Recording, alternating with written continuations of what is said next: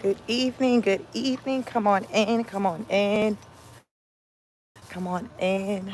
This is Chic from Chic Speaks. Come on in.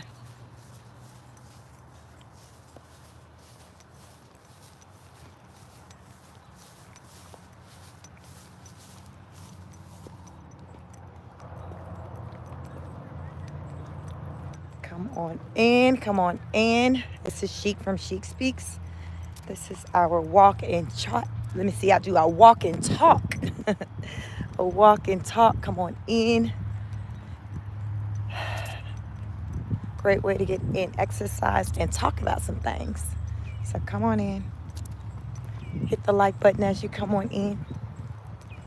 Like, share, and subscribe. Come on in. Hello, hello. Come on in.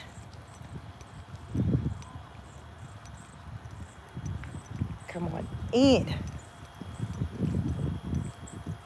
We're going to walk and talk. Great way to get in some exercise. Got to multitask. You got to get it in when you can. I talk about on my channel. So, my channel, I talk about mental health and physical fitness. Mind, body, soul, child. But sometimes you're pressed on time and it's like your kids having you going every which way. So you got to try to get it in where you can. My daughter is here at soccer practice. So what I like to do is walk while she's practicing. There ain't no excuse, right? You got to show up for yourself. You got to find a way to get it in. And parenting can be hard, especially when you're dealing with little ones. And you struggle to try to find time to get some me time in. And it can weigh on your mental health. I know what that feels like. Since I've been a mom, a working mom, there was one year in my life where I did not work. Let's see, that probably was maybe 12 years ago. And I got laid off, and at the time my kids were maybe like 7, 3, and 2.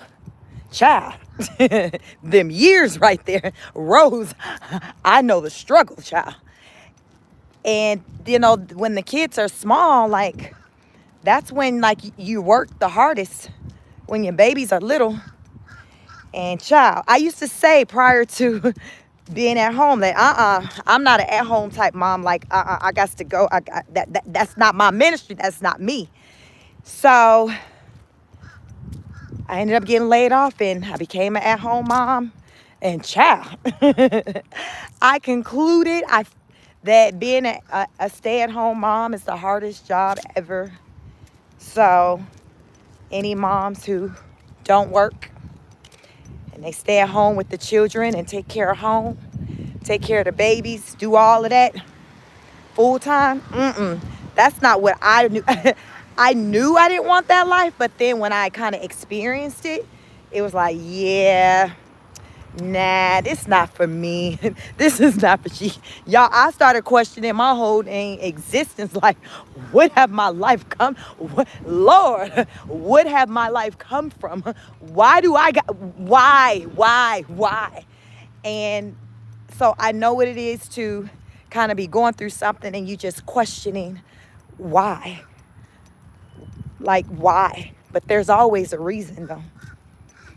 And so I would ask often, like, why? Why is this my situation? At that time, I had 3 college degrees. I got 4 now, so I had 3 at that time. And I'm like, okay, I've worked too hard. Like, what's the deal? Why is this my situation? Because I'm a why person. I'm one of the people I don't know, I can't rest. I'm learning now to be able to live with not always having the answer, because sometimes we're not going to always be able to get the answers. And we have to learn to live with that, because sometimes we're not going to get the answers. But during that time, it was just like, Lord, I need to know why. Why is this my situation? And it came to me that he set me down so therefore I can get into my family more. Because at the time when I was a professional mom, working mom, all I knew, like when I would think about parenting, and some of you can probably relate, or maybe you were raised in an environment where parenting was just the logistics of it, like putting food on the table, roof over your head, clothes on your back, like that was parenting. The bonding and things like that kind of wasn't there. But you hear the parents talk about the old school parent. I put food on the table, I put roof over your head. But I've come to learn that arguably those are the easier parts of parenting. The tougher parts of parenting is just showing up, like being emotionally available. And oftentimes people are emotionally available. They're physically there, but they're emotionally unavailable. And some of you may even experience that just within your relationships with your partners, where they're physically there, but they're emotionally unavailable, which means that you don't really feel that connection. So early on in my parenting years, that was me. I provided for my kids. They were in private school. Like I was doing all the logistics of parenting, but I wasn't emotionally available for them in a way that I needed to be. So I felt like he set me down so I can become that. He set me down for a year. And in that year, I got to know each of my children in a different way. I got to be more present, where it wasn't about me financially providing for them. It was about me really being there, being connected, learning who they were. Because sometimes, we just get caught up in just the hustle and bustle of life and just providing, to where we miss out on all these other moments, important moments. Because, a lot of it can come from just your own selfishness. You trying to chase the dollar. You trying to get a new position. You're going to school, education. Because my reasoning for my education was to create a better situation for my family. So I said, okay, well, let me go to school, get a degree for this. Okay, well, bet. Let me get another degree. Maybe I can, so I was always chasing something. So I wasn't present. Toby, hello from Florida, Divine. I think that's key, to be present, Sheik. I wasn't present. And I always say that the Lord, he set me down that year. He set me down because I was going through a lot that year. And I just was questioning just life, my decisions. And I was 30 at that time. So remember we talk about, somebody told me every 10 years you go through this, and you all can talk about in the comments, based on if you're 30, 40, 50, 60, if you can relate. But somebody said every 10 years, it's like you evolve, you go through this change, this drastic change. And I was saying earlier today how I'm kind of in that I don't care type mode at 40. So it's like I hear that. Let me try to turn my do not disturb on. Hold on. Do not disturb. Okay. There we go. So I'm 40, but when I turned 30, child, I started questioning everything. I would equate it to, this is how I equate it to people for them to understand what I was going through. Because I couldn't really understand it, but the best I can say is that it was like when I turned 30, I woke up out of a coma to being a wife with 3 kids. And I'm wondering, what the hell? You know how you see in movies, they wake up from a coma and they have to, they're being told, okay, your name is this. This is your husband. These are your children. This is where you live. And you're like, okay, but that's how I felt when I turned 30. So I just started questioning everything, questioning if I want to still be married to my husband, just questioning things because I'm now feeling different. I was 19, about to be 20 when I first started dating my husband. And I was 23 going on 24 when we got married. So we dated 4 years. So, child, I was questioning stuff like, what the? Okay, you said what? No, okay, let me get this straight. You said I'm married and I got 3 kids, and my husband, he's older than me. He's 11 years older than me. Okay, you sure that's me? And that's how I felt. So I was going through some things. So I felt like when I got laid off, it was his way of sitting me down so I can become centered. It was his way of removing me from my work environment that became toxic and started to interfere with my family. So it was like, you know what, Sheik, you got to sit down for a minute. He set me down for exactly 1 year, almost literally 1 year from the date of when I got laid off. Crazy. And he's like, you know what, Sheik, you got to sit down because I need you to quiet your mind. I need you to go within, but you're going to sit down and you're going to figure this thing out because I need for you to understand what's going on what I'm taking you through. And I'm telling you all this. This came to me because I was asking. I'm like, what is this? Because I couldn't understand. I felt like looking at my resume, it didn't line up with what my experience was at. Applying for job after job after job and no callback, like nothing. And it's just like, it just wasn't making sense. And I started feeling like I was going through like a depression. My husband would come home from work and it was like, tag you it. I would just go to the park and I would walk. So I would say, y'all, that pretty much started up my seriousness for walks, because I would go to walk and I would just for the clarity, and I'll be by myself. That's why it's important to have those moments where you're able to be by yourself, because it makes a difference. You need that reset. And I would go and I'd be in my head and I'm trying to figure things out. And my husband, he didn't know what to say or what to do. He was just there as a support. But what do you do? What is it that he can say? It wasn't anything that he can say. He couldn't make someone respond to call me about a job. Like, he couldn't do any of that. And it came to me like 6 months after I was laid off. It took 6 months, because remember, I was laid off for 12 months. So after 6 months, it came to me. It was like, you need to sit down. I need you to get to know these kids. You need to get to know these babies. Understand what they like. Understand what they don't like. Understand why my middle son, he's a Cancer. He was super emotional, cried a lot. Girl, they be like, why he crying? I don't know, child. It's Wednesday. So random. He just cried. And it would drive me insane. But I was forced to have to get to know my babies, get to know, bathe them, do all this hands-on stuff that I didn't do before. My husband would do that. So, y'all, you got some hands-on dads out there, because that was him. That was him. And when I was talking to my husband at the time about wanting to get a divorce and everything, he would have fought me for those kids. He told me, y'all, they say when you go through a divorce, you see a whole nother person. My husband had let it be clear that if we were going to go our separate ways, he was going to fight to try to get custody of his kids. He told me that because he was very hands-on. He was hands-on in a way that I wasn't. He was very present. That's just who he is. He's a Virgo. That's who he is. Me, I was more detached, but that's how I was raised. My mama was detached from me, just like Rose's mama could have been very well detached from her.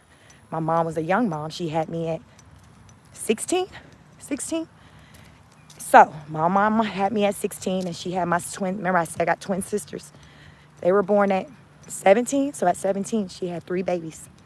Back then, when they were born, they didn't do, you know how today they can do like the ultrasound and stuff and tell you what you having multiples. They didn't do that then back in the early 80s. So she didn't even know she was having twins. She literally was at the hospital giving birth, and they mentioned babies. And she thought they were talking about the baby that was just born, and then me, because I was maybe like, my sisters and I are only 9 months apart. They're like, no, you had twins. You got 3. She said she went into shock, y'all. She had 3 babies that were now in NICU. I was 9 months. I was attached to her to the hip. I probably was attached to her like baby River is to Rose. I was attached to her. She said she laid in the bed at that hospital for maybe like 3 days because she couldn't, we were so close. She was so close to me with the bond that all she was doing, that was the longest she'd ever been away from me, been in the hospital having my sisters. And she was just worried about what was going on with me. She wasn't even thinking about the fact that she just had 2 new babies. Her mind couldn't even wrap her. She couldn't.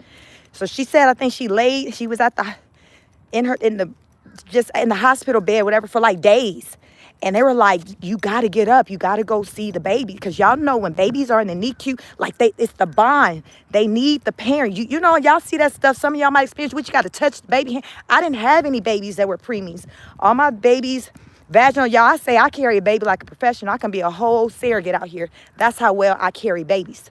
So I didn't know nothing about that, but she said, they were like, you got to go see the babies. They need you. So she had to snap out of it. So she went and seen the babies. Remember, now literally overnight, she got 3 babies, age 17. So it's like, what the hell? So my mom, being a young mom, raising kids, raising 3 babies, she was always in a survival mode. So it wasn't that bonding that I'm talking about that I didn't do with my kids early on. My mama wasn't doing that with me probably anymore once the twins came, because now it's 3 of us. Because she said I was really close to her before, but shit, I tell folks, hell, I spent 5 minutes there and being the only child, because hell, I'm only nine months older than them. So y'all know I couldn't tell them a damn thing growing up, because most of our lives they was bigger than me. So we were so close in age. So my mama had to just go into caretaking mode, and it wasn't bonding. It wasn't bonding on a level, you all, to where my sisters and I don't even call her mom. We call her by her name. I call my mother by her name. Never called her mom. So people think it's the oddest thing. But to me, when I think about calling her anything else, that's how odd it is to me, because we always called her by her name. So that bonding is so real, because then I became a mom, and guess what? I wasn't bonding like that, because my mama didn't bond like that with me, where you doing the hugging and touching, I love yous, the kisses, you're beautiful. Child, wasn't nothing like that popping. It was, don't get pregnant. Do what I say, not as I do. You get pregnant, you ain't finna stay. It was just that tough love, that survival, these messages that was drilled in our head that scared you straight to be like, shit, she don't play no games. She said that if I do this, then she gonna do that, and I believe her because she crazy, so I'm gonna walk a straight line. So I was like the perfect child. I didn't get in trouble, because damn it, I believed her. I wasn't finna test her as hell. Not I. So I believed her. She was a woman of, she said what she meant what she say. So I raised my children that way too. But there was no bond. But we knew she loved us, but you wasn't hearing it. You weren't hearing it. So I say all this to say that in that year when I got set down, that's when I became bonded with my children, where I was able to understand them and to know their likes and know their dislikes, and to feel their energies. It was just different. It was different. But I needed that year for it to take place. I needed that year. And I reflect back on that, because had I not been set down and just continued to be a career woman, chasing a dollar, making the money, who knows today how distant I would be from my children, because there was no signs that I see of me turning around. Like, I don't know what would have happened for me to change, because I was raising them how I was raised, where, listen, you know I love you because I'm doing this, this, and that. Okay, no, I'm not telling you, but I'm doing this, I'm buying you this, I'm doing this and doing that. So for me as a parent, I have to practice and put in effort to say things like I love you, I got to show it more, more than just from just material things and buying and caring for. I got to, again, be present. I got to show up. So I do those things, but I have to be conscious of it. So those are things, when you're parenting, there's things that you pull from your parents, your upbringing. And so you got the things you take away, and then you got the things that you be like, okay, I don't want to do that. I like how she did that. I like how she did that. But I don't want to do that. So that's what I did, as a parent. I had to pull, okay, what is it that I like? What is it that I wish that could have been different? So Rose right now, with her 2 older boys, She's not present. She's not present. She's present kind of with the two younger ones in a way that she's not with the older ones. But Rose, she's broken. She's broken. So it's almost like, how do you expect damn near anything from somebody who's so broken? And that's what it is. It's like the world's like, girl, you need to do better. You need to do this. You need to do that. And for somebody like her, it's just like, well, damn, I don't know how to do that. Where the hell I'm supposed to learn that from? But that's why I say you have to believe in something bigger than you to show you the way. That's what you got to be able to sit still in a quiet place to be able to listen and to hear the message. Because I said, if you ask, you shall receive. But you got to sit and you got to be still. Because when you sit and be still, it's going to come to you. So you got to sit and be still. And you got to be receptive to what the message is. And it took 6 months for me to get that message as to why I could not get a job. And then exactly at 12 months, I got a job. And I've been consistently working since then. And that was my daughter's 14. Back when that happened, she was like 2, maybe going on 3. So she was born in 2010. I got laid off in 2011. So this was right before she turned 2, actually. Look how many years ago it was. But that was the season where I needed to sit down. Sit down. I say sit down. So sometimes you got to sit down. And it's okay. Rose needs to sit down. She'll be all right. She needs to sit down. He will make a way if she sit down. If she's worried about bills, the money coming in, if he wants her to sit down, he's going to make a way for all her needs and everything to still be met if she sit down. I know what it means to sit down. And it was tough. It's a life lesson that I think about. And, I'll tell my story, my testimony. I tell people my story. And, because sometimes people think you just got it all figured out. You know this shit, but child, baby, you got some time?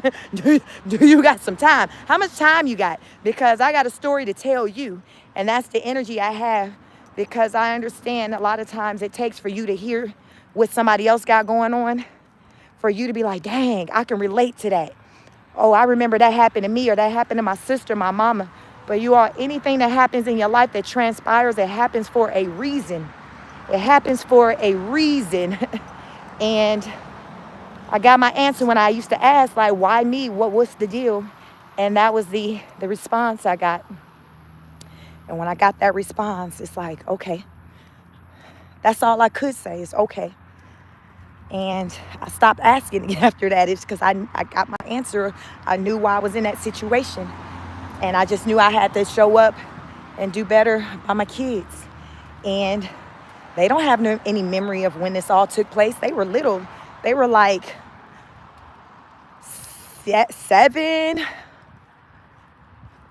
3, barely, almost 2. Like, they was little. They have no clue of any of this. And I'm telling you, like, from memory of these times.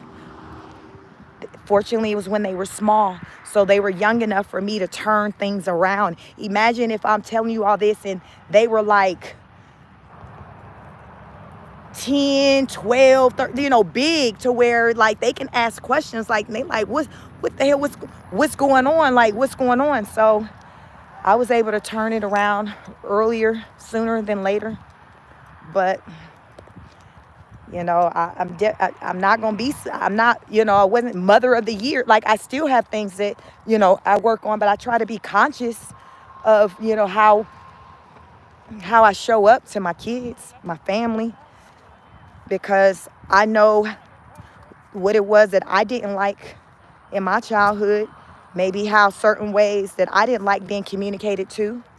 If I didn't like, then it's like, okay, well, I didn't really like that. I don't really feel like it made a difference.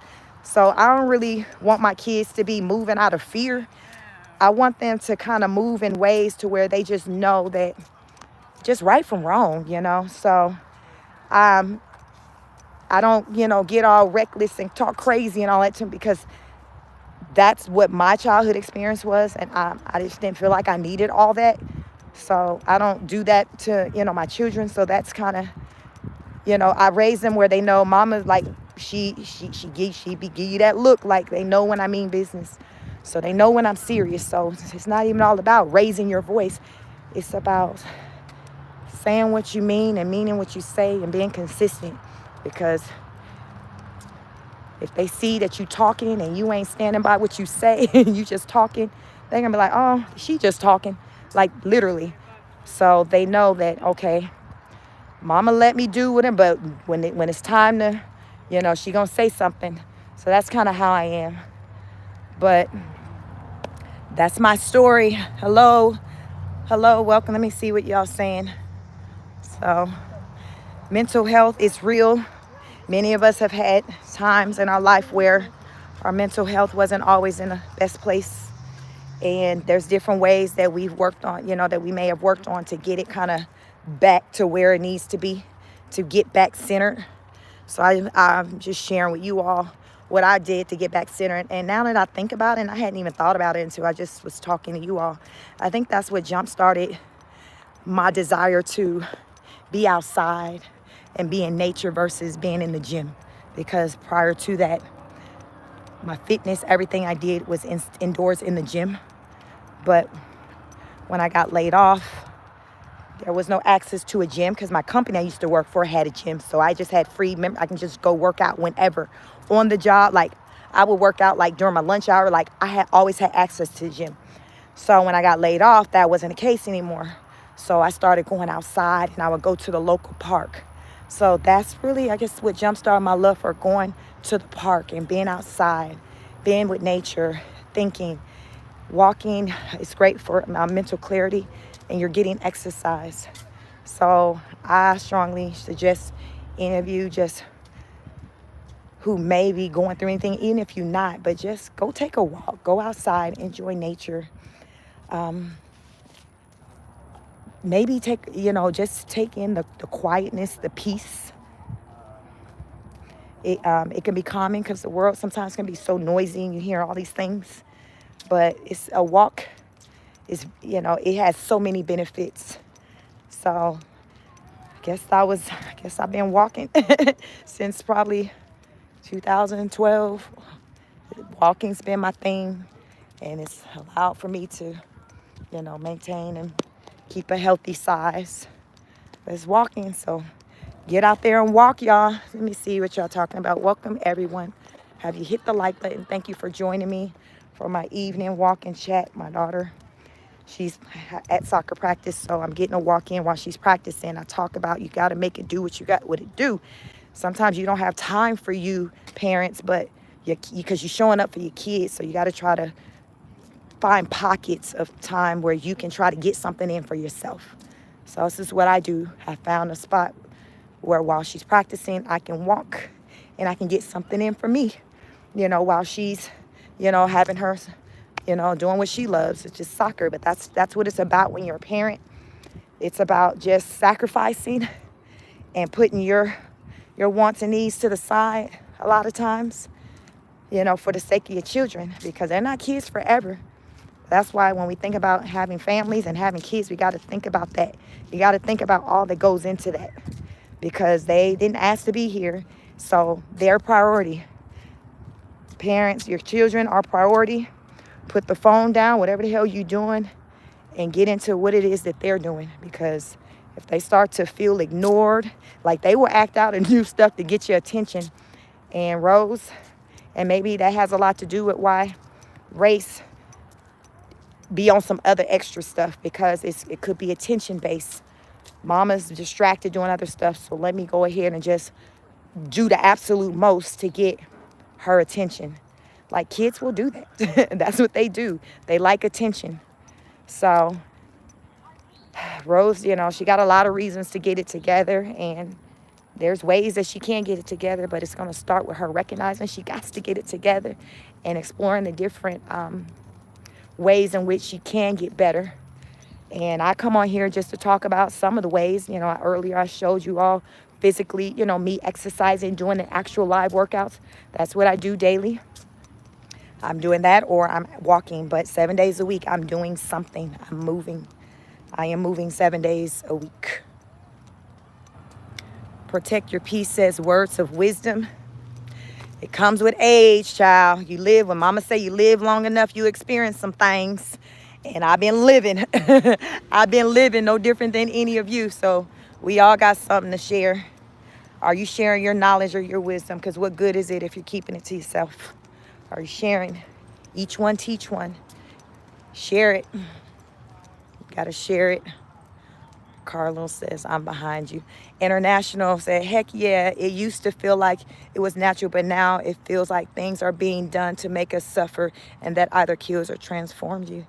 Yeah, Rebecca says, hey, how are you feeling? I'm well. How are you? I see Carlos says, you need a guy to take your stress away. Yeah, I'm married 20 years come October 1st, 20 years. Say hey says goodbye, Carlos. Tussle Cat says, great talk, queen. Life lesson should be your name on your daily walk. Life lesson, yeah. I feel like when I walk and talk with you all, I tend to go deeper, more on a personal level, because as I say, when I do my long form content covering, one of, the Queen of Kings videos, I'm talking about like what we're seeing. But when I'm walking and doing my walk and talk, it's just life lessons. And most of the things that I'm sharing with you all is on life. It's not so much heavily on my education. It's life. Life be lifing. I've lived life just like you all, and I have my stories and my experiences. The difference is I have a camera on me and I'm talking to you all, and you don't have a camera on you, and you may not be talking to anyone about your life experiences, but we all have stories. We all have stories. So are you sharing your story with the next person? Because there's somebody who can benefit from hearing your story. So don't keep your story just close to your heart like that. Share it with someone, because someone can learn from that. And I've learned a lot. And, my big thing, and maybe, when I talk about caring about just being there for people and connecting with people, maybe that also stems from when I sat down for a year to be at home, and I learned what it was to be present and to connect.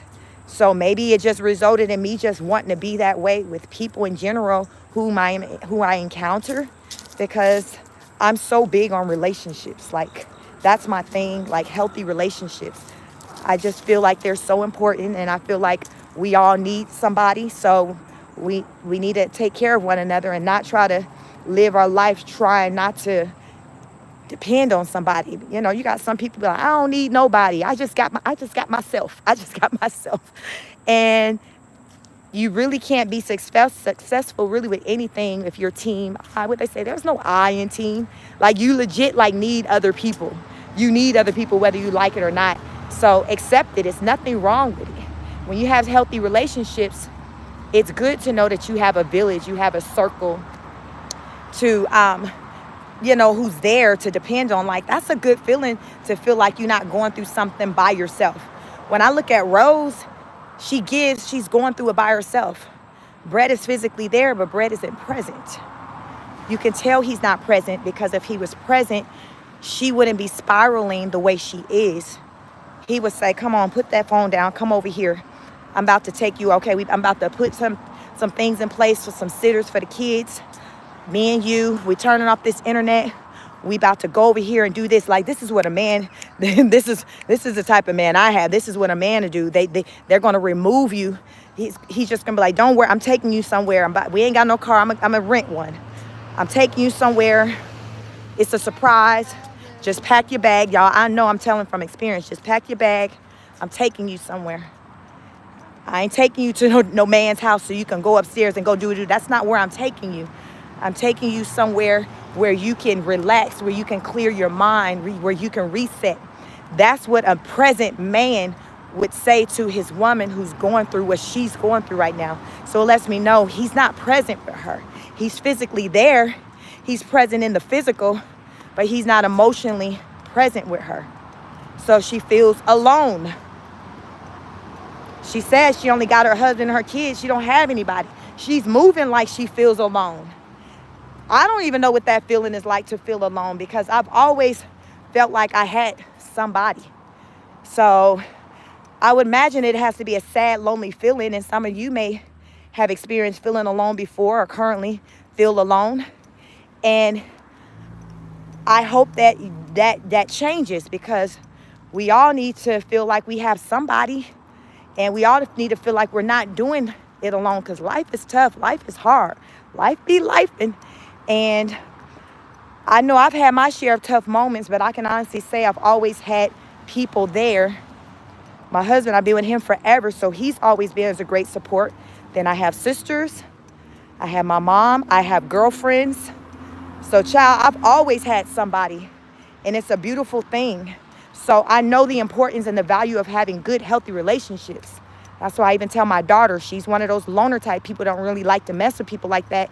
And I'm like, baby girl, you need to always have at least one solid. You need to at least have one. You don't have to have a whole bunch. It's about the quality. Even if you got you one solid person in your life, have one. Rose doesn't have not a one. So, you know, life feeling real bad, effed up for her, because she don't have nobody. I don't say all these things to make up an excuse for her. I say all these things to understand what it is that I'm seeing play out. I understand it. I don't excuse it, but I understand it. We all have the responsibility of making a decision on how we want to show up in this world, regardless of what our childhood experiences or traumas are. We all have the ability to say, you know what? I know that was my history, but that's not who I am today. That's not my future. You see, they call them chapters. That was another chapter. That was the old chapter in my life. I'm creating new chapters. It starts in your mind with wanting something different, wanting more, wanting better, maybe wanting more than what your parents maybe were able to give you. Maybe, and I truly believe that my mom gave me and my siblings all that she could, all she had to give at that time. What the hell do you expect from a teenage parent? So I believe she did the best she could with what she had. And I don't hold that against her, but I acknowledge the impact that it had on me from how she raised us, the experience. So she can't do anything about it. She can talk to me to explain it, but I can just explain to her, okay, I get it. Well, this is how I felt, but I understand what you're saying. I'm just talking to you about how I felt during that time. That's dialogue. That's healthy dialogue. And now the dialogue wasn't always healthy with us, because sometimes people get in a defense and they think you're trying to put blame on them or say they were a bad parent. But it's not about that. You have to get out of your feelings and just accept what somebody is saying their reality is. You can't argue somebody about their reality. Remember that. If somebody tell you that they experience or they feel a certain way from an encounter with you, you can't argue them and be like, no, the hell you don't feel sad when I come around and feel mad. You can't say that. All you can say, the best you can say is, it wasn't my intent to come off that way. It wasn't my intent for you to feel that way. My apologies.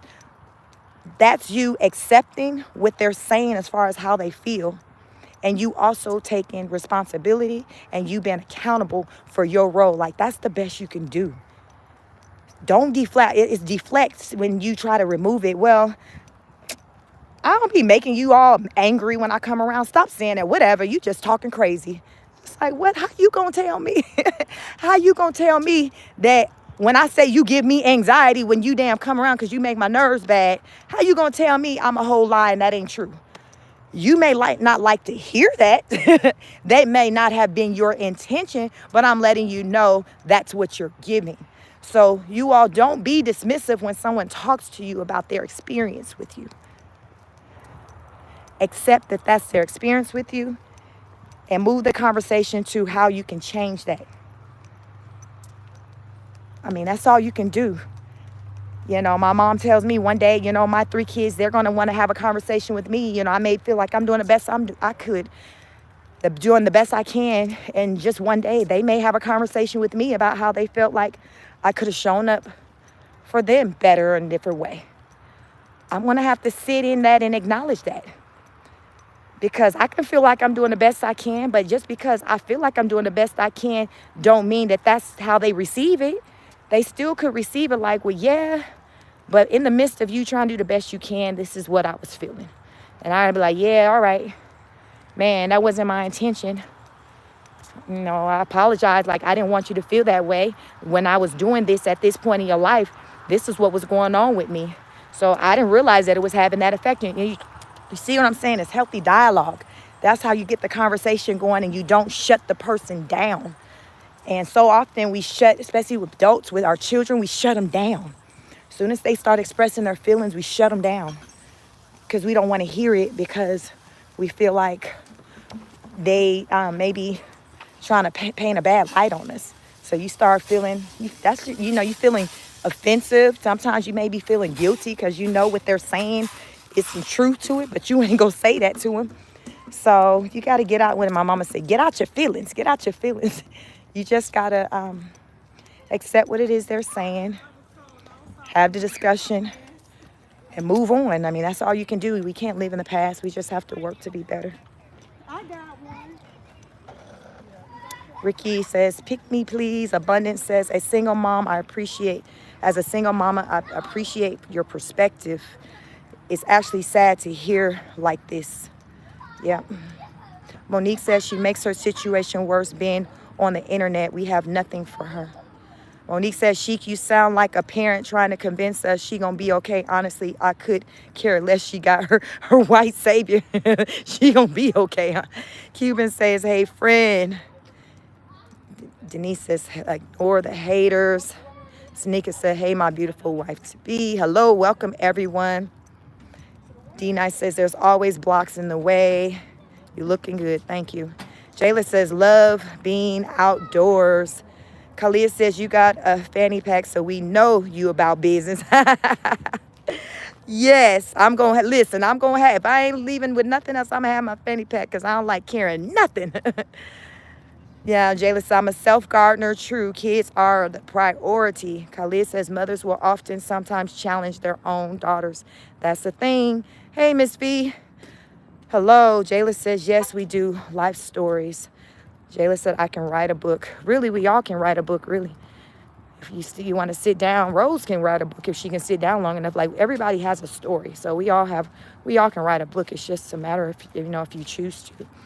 Veronica Fair says, true. Abundance says, it's very beta. Gat says, not adding up.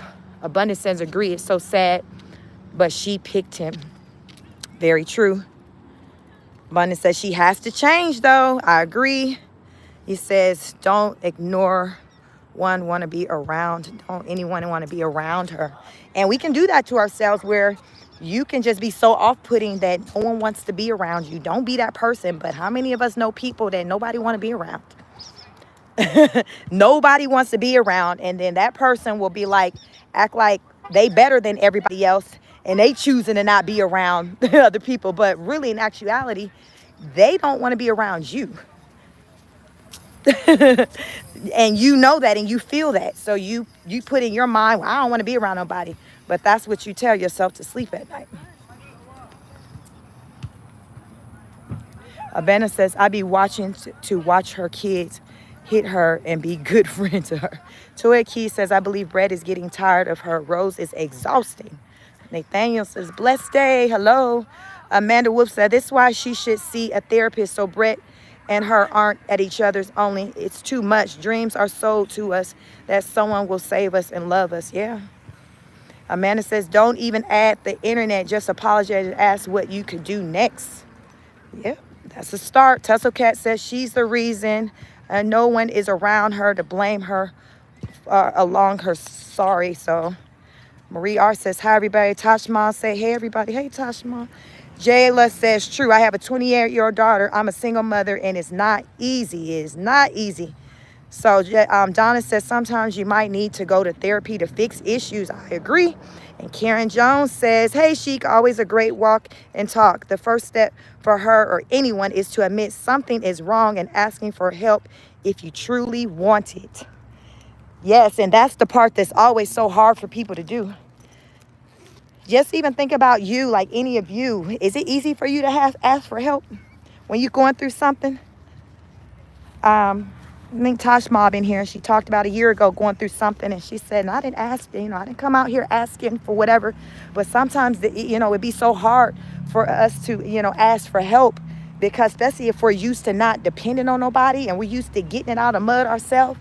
So you don't even know what it is to be asking for help, because that, you like, it's your pride. It's your pride. And it's like, I got it. I'm going to figure it out. I'm going to figure it out. I'm going to figure it out on my own. But sometimes you need to ask for help. Sometimes he'll send you people into your lives to help you, to pick you up. Because as I say, we can't do it alone. You can't do it alone. So when you need help, it's good to have those relationships where you can pick up the phone and call on somebody and be like, I need help. I need help, sis. I need help, bruh. Like, I need help. And more often than not, people are willing to help you, especially if you've been somebody who's shown up for them. They like to pay it forward. And sometimes people won't help you. But you shouldn't just suffer in silence. You have to talk about it. If you're going through something, talk about it. Let people know you're going through it. Tell somebody. Because you never know. Sometimes people can rally together, get together, and put some things in place for you. And you don't even know. You don't even know that they doing something for you to help your situation. So asking for help isn't begging. It's just simply letting somebody know that you're in need. You can use a helping hand. And you appreciate anything they have to give. That's it. That's it.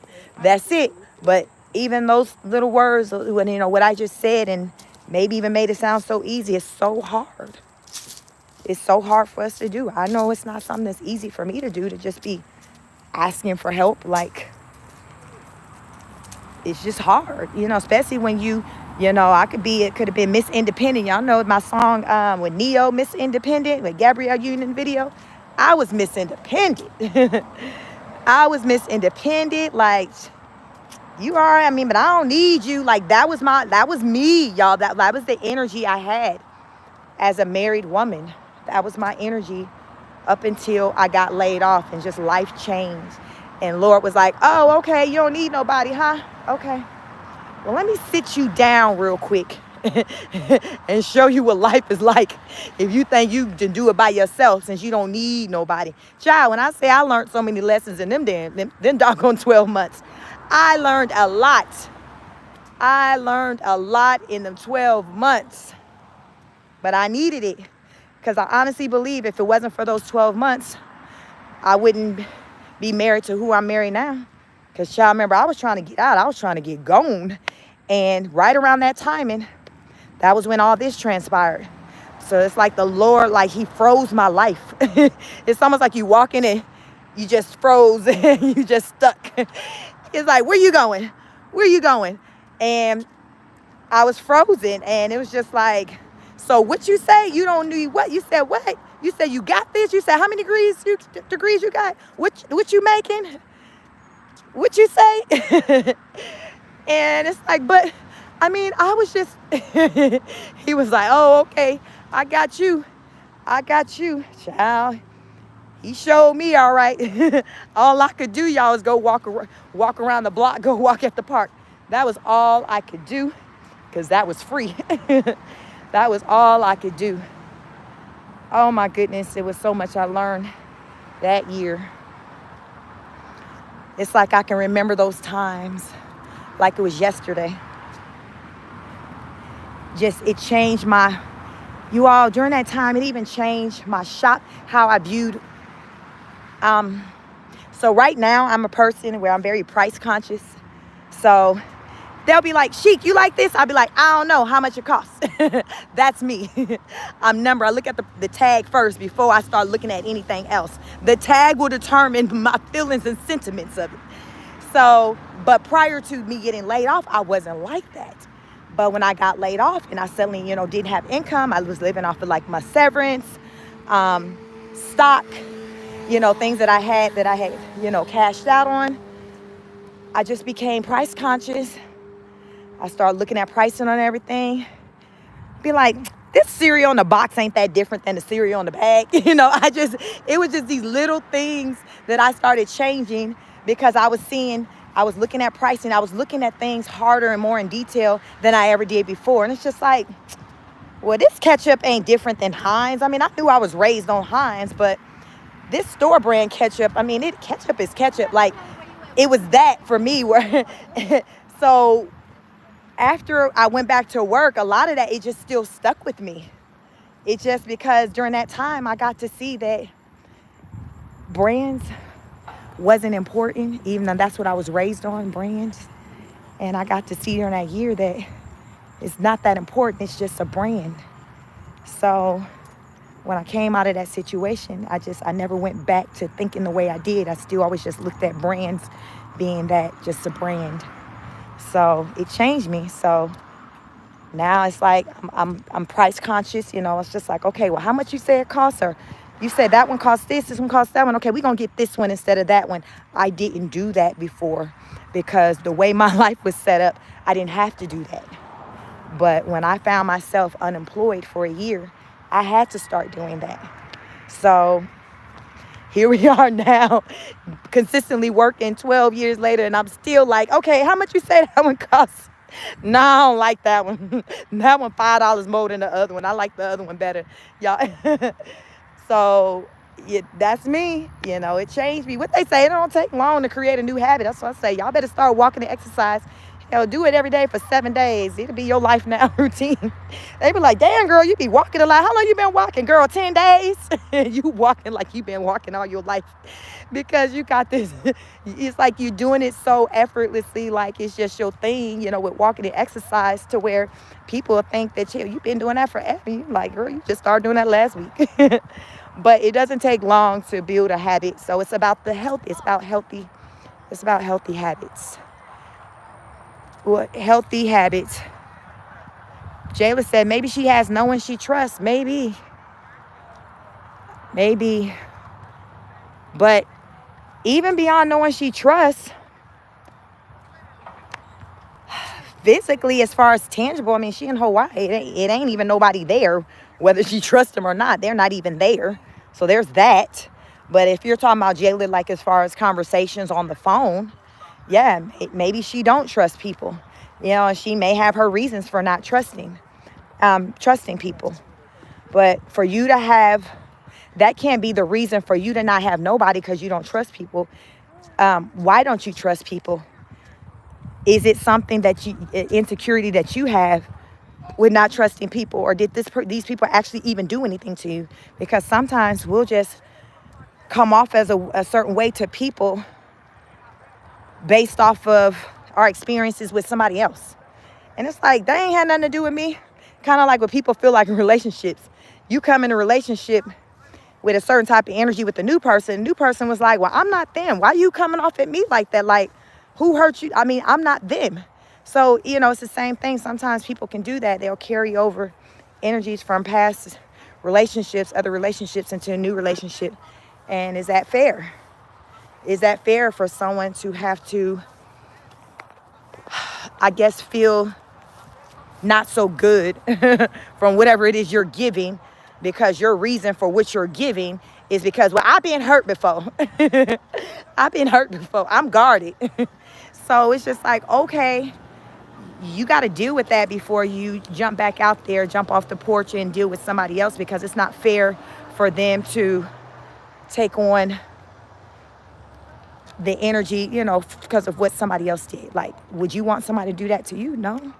So, I mean, you can be careful, but you don't have to make somebody feel like uncomfortable. And because whatever it is that you're doing, you're saying, I'm trying to protect myself because somebody did this to me before. You got to get to a place where maybe you can trust this person. So therefore, you can give them a chance to show up for you, and you not judge them based off of what somebody else did to you. And it's only fair, because just put yourself in that situation. Would you want somebody to be a certain way with you that makes you feel like not so good because of the person from their past was a certain way to them? No, you wouldn't want that. So just be mindful of that as we try to Um, build relationships with new people. Just think about that. And if you see that you're still carrying over whatever from the previous relationship, maybe you're not ready. Maybe you're not ready to be in a new relationship. Maybe you be like, child, I still got some healing to do. I'm over here cussing this man and this one out like they was the one who did me wrong 6 months ago. And they're catching the short end of the stick, which is why I think, Brett got cussed smooth the hell out, because Rose was upset at her mom. She was upset at her mom, and he just caught astray. And sometimes people get caught up in a crossfire. And it wasn't even about him in that moment. Now, granted, in that moment, I feel like she was telling truths about him. But in that moment, I don't think, in that moment, it wasn't about him. In that moment, it was just about her just being upset, just at life, her mom. She just was mad at the world, and he caught it. He caught it. And how many of us have been in the crossfires and stuff like that, where you're the one who caught it, and it didn't even have nothing to do with you. And you be like, you know what? They really was wrong for how they, acted towards me, because I didn't really do nothing to them. I didn't deserve that. It wasn't about you. It was about something else. But you just were the closest man standing, the last man standing. So they made it about you. So that's why I feel like it's important to try your best to understand what's happening in that moment, so you don't take it to heart. And I know we're human, and sometimes it's hard, especially if someone say some hurtful things, to not take it personally, especially when they do it in front of people. But if you see that's how somebody move, and they're not responding, what do you say? They're not emotionally responsible. Then you need to move around and get away from that person. You just be like, you know what? I can't do this. I don't trust you. I don't trust you to protect my peace. Like, I don't trust you like that. I don't trust you to show up in a way that I show up for you. I don't trust you to respect me, and respect my boundaries and treat me like a human being. Like, you tell him, I can't do this no more. So you don't deserve to be a part of my life, child. You don't deserve to be part of my life. May Mosey says, if Rose go looking like she wouldn't know people reacting on her. Brian said, those off-brand ketchups are nasty. I tried. I like the ones. So here where I live, they have a grocery store called Kroger's. So I like their brand. So, but listen, I don't know. Maybe I just acquired. Now, some off-brand stuff I would try, and I'd be like, okay, I don't like that.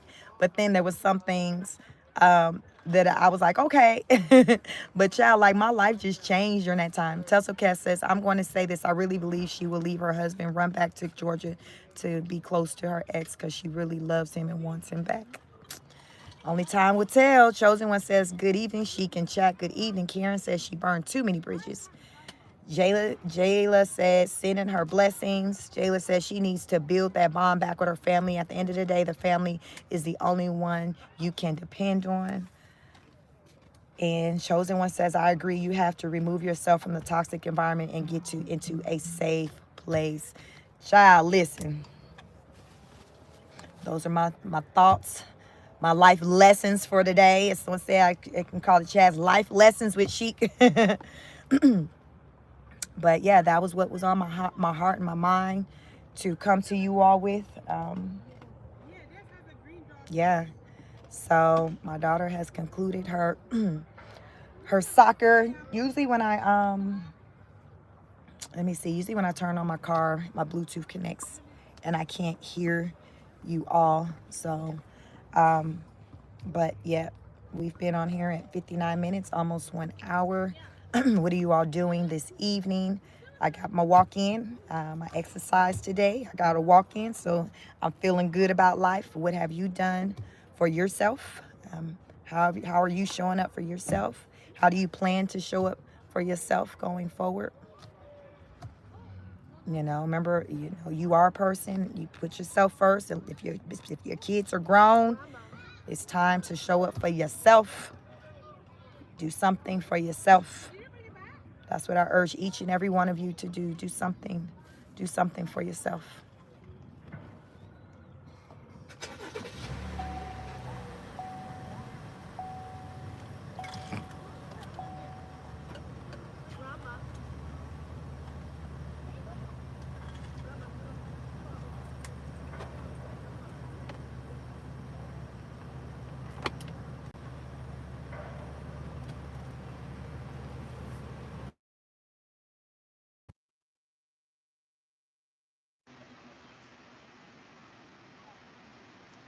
Can you all hear me?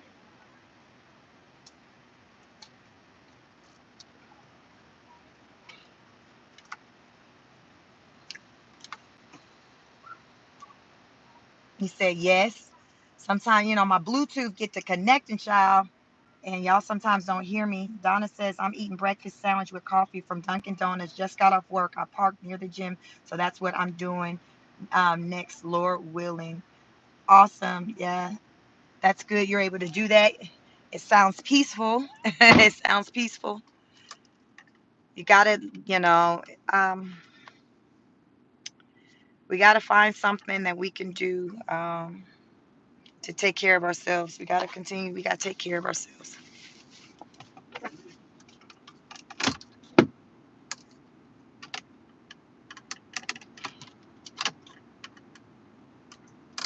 Welcome, everyone. Have you hit the like button? Have you hit the like button for your girl?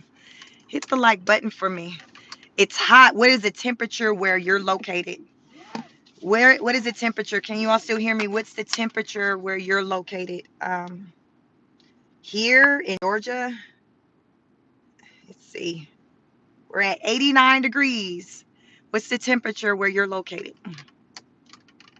Pittsburgh, 95. I've been hearing that we've been having record numbers for heat. So it's been hot. I don't know, like I said yesterday, child, I almost doggone passed out on live. Almost passed out on live yesterday. And my mom's like, it sounded like you was having a heat stroke, Sheik. That's what it sounded like. She's like, that's what it sounded like. Sound like you was having a heat stroke. Ohio, 95. It's not even 70. Listen, it's hot. It is hot here. I'm looking forward to the fall. Fun fact about me, fall is my favorite season. I love the fall. My birthday is in the fall. I'm October 25th, so right before Halloween. I like the fall. So it's not too hot, it's not too cold. I like the fall. So that's why I look forward to right around this time because August is what they say the hottest month. So I'm ready for the fall, ready for a nice breeze. It's great to take walks in the fall. You're not sweating and overheating. So Arizona hundreds as usual, child. You got that Las Vegas weather. I can't do it. I don't want nothing triple digits. We experienced triple digits at the top of the summer, and that's not normal for here in Georgia. But that was the weather that we were experiencing here. Uh, but I'm glad that's a thing of the past. Ain't nobody got time for that. Ain't nobody got people. Everyone's like air conditioning and things was like going out, and we had to get ours like repaired. I guess from it's just crazy. Like how when I would walk in the neighborhood and see the maintenance guy for the AC, at different houses, doing repairs because everybody's air was just being worked overtime more than normal. So that the maintenance person, the tech, I guess would he be still there? I guess the HVAC, he's still HVAC. He was busy in Georgia. Oh, he was busy.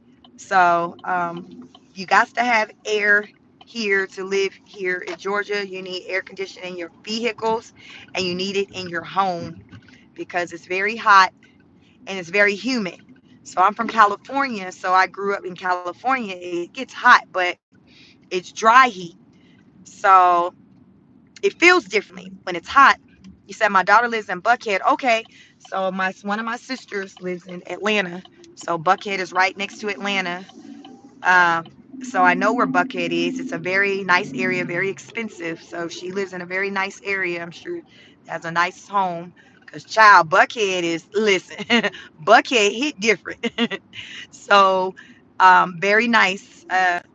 But yeah, California is dry heat, so it feels different than Atlanta heat because Atlanta heat 85 can still feel like maybe 90, 95 because of the humidity. So you have to factor in, okay, they have to say it's 85, but with the heat index, it really feels this. Like that's how they got to report on the weather because they be like, I know you effing lying. It is not just no 80 degrees out here because it feels so much hotter, but that's because of the humidity. The humidity has it to feel hotter. So whereas in California, it was like you're just feeling whatever that true temperature is. Um, so from my memory living in California, I'm from the Bay Area. So I am from right outside of Napa Valley and San Francisco and Oakland. I'm from a small town called Pittsburgh. So just like Pittsburgh, Pennsylvania, it's Pittsburgh, California. And so my memory, I moved away from there in 96. So my memory there was hot being 85 degrees. But it felt differently than the 85 degrees here in Georgia because it was dry heat. But also living on West Coast, my asthma was just on 10. So I struggled more with breathing living on the West Coast than being here in the South. So even when I travel, even going to Las Vegas, because my family, so my roots coming from Las Vegas. So my mom was born there and her siblings. And when she was a young girl, little girl, my grandmother moved her family to California. So that's how my family left from Las Vegas to California. So I got a good number of people of my family in Las Vegas, and then I have a good number of people of my family in California. So when I go to the West Coast, so as of late, I've been going to Las Vegas a lot. Child, I got to get an inhaler. Um, my aunt, everybody in my family can't breathe. You can't see, you can't breathe. So you're wearing glasses and you got an inhaler. That is the care package, child.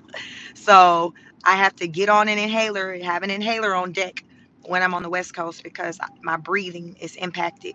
I breathe better here in the South. Um, when I'm around a lot of water, it impacts my breathing. And I learned that going to Hilton Head when I was a teenager. And I went to meet my best friend at the time there. She, I met her in California. Her family's from Hilton Head and she visited Hilton Head that summer. So I'm like, oh, bet you're right next to me. Now that I'm living in Georgia, I'll come and see you. Child, that whole trip was just so uncomfortable because I could not breathe.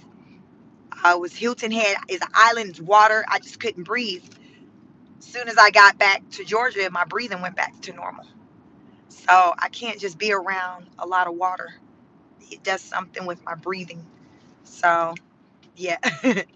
Another fun fact about Sheik, she be struggling breathing. She will pass the hell out on live. So listen, child, I got my share of struggles, and I come on here and talk to y'all about them. And it's okay. We just can't be in denial about our stuff. We gotta own it. We gotta be able to work through it. We gotta be receptive to get help from other people. All of that is nothing wrong with showing up for one another. There's nothing wrong with that. So just know that. Laura says, my sister's near Hilton Head in Bluffing. It's so humid there. Yep. I love Hilton Head. It's beautiful. If you haven't visited, definitely check it out. To me, it seems like a retirement place. It's Hilton Head, South Carolina. Um, if you like to golf, it seems like it's a place, a destination for maybe golfers, but definitely older people, but very beautiful, peaceful. It's not that far from Savannah, Georgia. I live like 3 hours away from Savannah. So, Savannah, Georgia is another great place to visit if you're on this part of the region, in the part of the globe. Check out Hilton Head, check out Savannah. Um, yes, Savannah, and it's just right on the border of before you enter into Florida. So, I am right next door to Florida. Trevor says breathing and farts help with weight loss, puts you off your dinner for real. Chosen one says so true. A closed mouth won't get fed. There's nothing wrong with giving or receiving. Yes, child, closed mouth won't get fed. And of my 3 kids, I got one, my middle son. Listen, child, if he wants something, he will send me a text and ask in a minute. And the other two be wondering why he got this and that. I'm like, child, because listen, he running around believing a closed mouth don't get fed. He like, you don't know unless you ask. She can only say no or yes. So he asked. The other ones don't really ask. So y'all, he been picked that up. He picked that up years ago. I think the other ones may be trying to catch on, but he picked that up. He will send his mama a text like, let me go ahead and send her this text real quick, see what she say. I'm going on a wing and a prayer. Most of the time she be with it. So he got it down pack. So he was like, I don't know what y'all doing over there, but y'all better figure this thing out. You better figure this thing out. So my middle son living off of closed mouth on get fed, child. So y'all better have that energy. A closed mouth on get fed. You don't know unless you ask. Laura says she lives in all age resort community. I live in semi ghetto. Lord, Lord Jesus, Lord, you in the ghetto. What's Laura? You say you in Vallejo, California? Yes, my everywhere got they not so tough. Even Buckhead, I tell you, Buckhead is a nice place here in Atlanta. Hell, Buckhead sometimes about it. You hear about on the news, folks getting robbed and stuff. So even it go down in Buckhead too. So just be safe out there, y'all. Be safe out there in these streets. Keep your head up, Laura. Keep your head up, girl. Oh my goodness. He said she gets scared when she visit me in California. It be like that sometimes, but listen, it is what it is. All you can do, you can just move out here doing the best you can. So if that's the best you can do, just be safe. Tussle Cat said, I've been living in Atlanta since the 90s. Yeah, I came in the 90s. I came in 96, the year of the Olympics. That's how long I've been here. I was 14. I think I was 14 when I came. No, I guess no, I wasn't 14. I was 15, about to be 16 when I moved to Atlanta. Yep. So I've been here for a very long time, very, very long time. But California will always be my home and my heart. Yep, I will always rep California, the Bay Area. Go Warriors, go Warriors. My husband was a Raiders fan until they moved to Las Vegas and became Las Vegas Raiders. And he dismissed them after that, child. He couldn't sleep at night after that. He ain't found a new team since. And y'all know how long they've been the Las Vegas Raiders. So I know he took that one real hard. Because the Raiders have like these rider fans. They have rider fans. So um, Trevor saying Trump 24. Listen, it's that time of the year. Get ready. Elections around the corner. Around the corner. So let the countdown begin. We about to enter into September. So we got September, October, and then a few days in November. Ready or not, here we come. Ready or not, here we come. Ready or not, it don't even matter, child. Get ready. Get ready. Change is inevitable. Change is coming. Change is coming. Change is coming. Let me see. Laura says, I am in a rural in Virginia, all political signs. Um, I put my mind on the Johnny Cash, Oh That Country, and driving on my Virginia byway. Yeah, these are some different times we living in. These are definitely history book times. Definitely history book times. We are gonna have a lot of stories to tell the next generation. Lord willing, if we still here, we're experiencing a lot. We're seeing a lot, and it is what it is. I want everyone to be safe. Be safe. D Nice says, let's move forward, America. Harris 2024. Got Harris 2024, Trump 2024. Child, it's a flip of a coin. Foxhole, hey Foxhole. Foxhole says, hi students and chic. Hello, hello. Hello, welcome to class. Did you stop by the office to get your tardy slip, Foxhole? You know how we do. Y'all know they be like, teacher be like, where your slip at? Where your slip? You done missed class. You ain't coming up in here. Where your slip? Y'all know how it goes. Sade, he say, did y'all just start? No, child, no. We started 75 minutes ago. You are going to have to be a part of the replay game.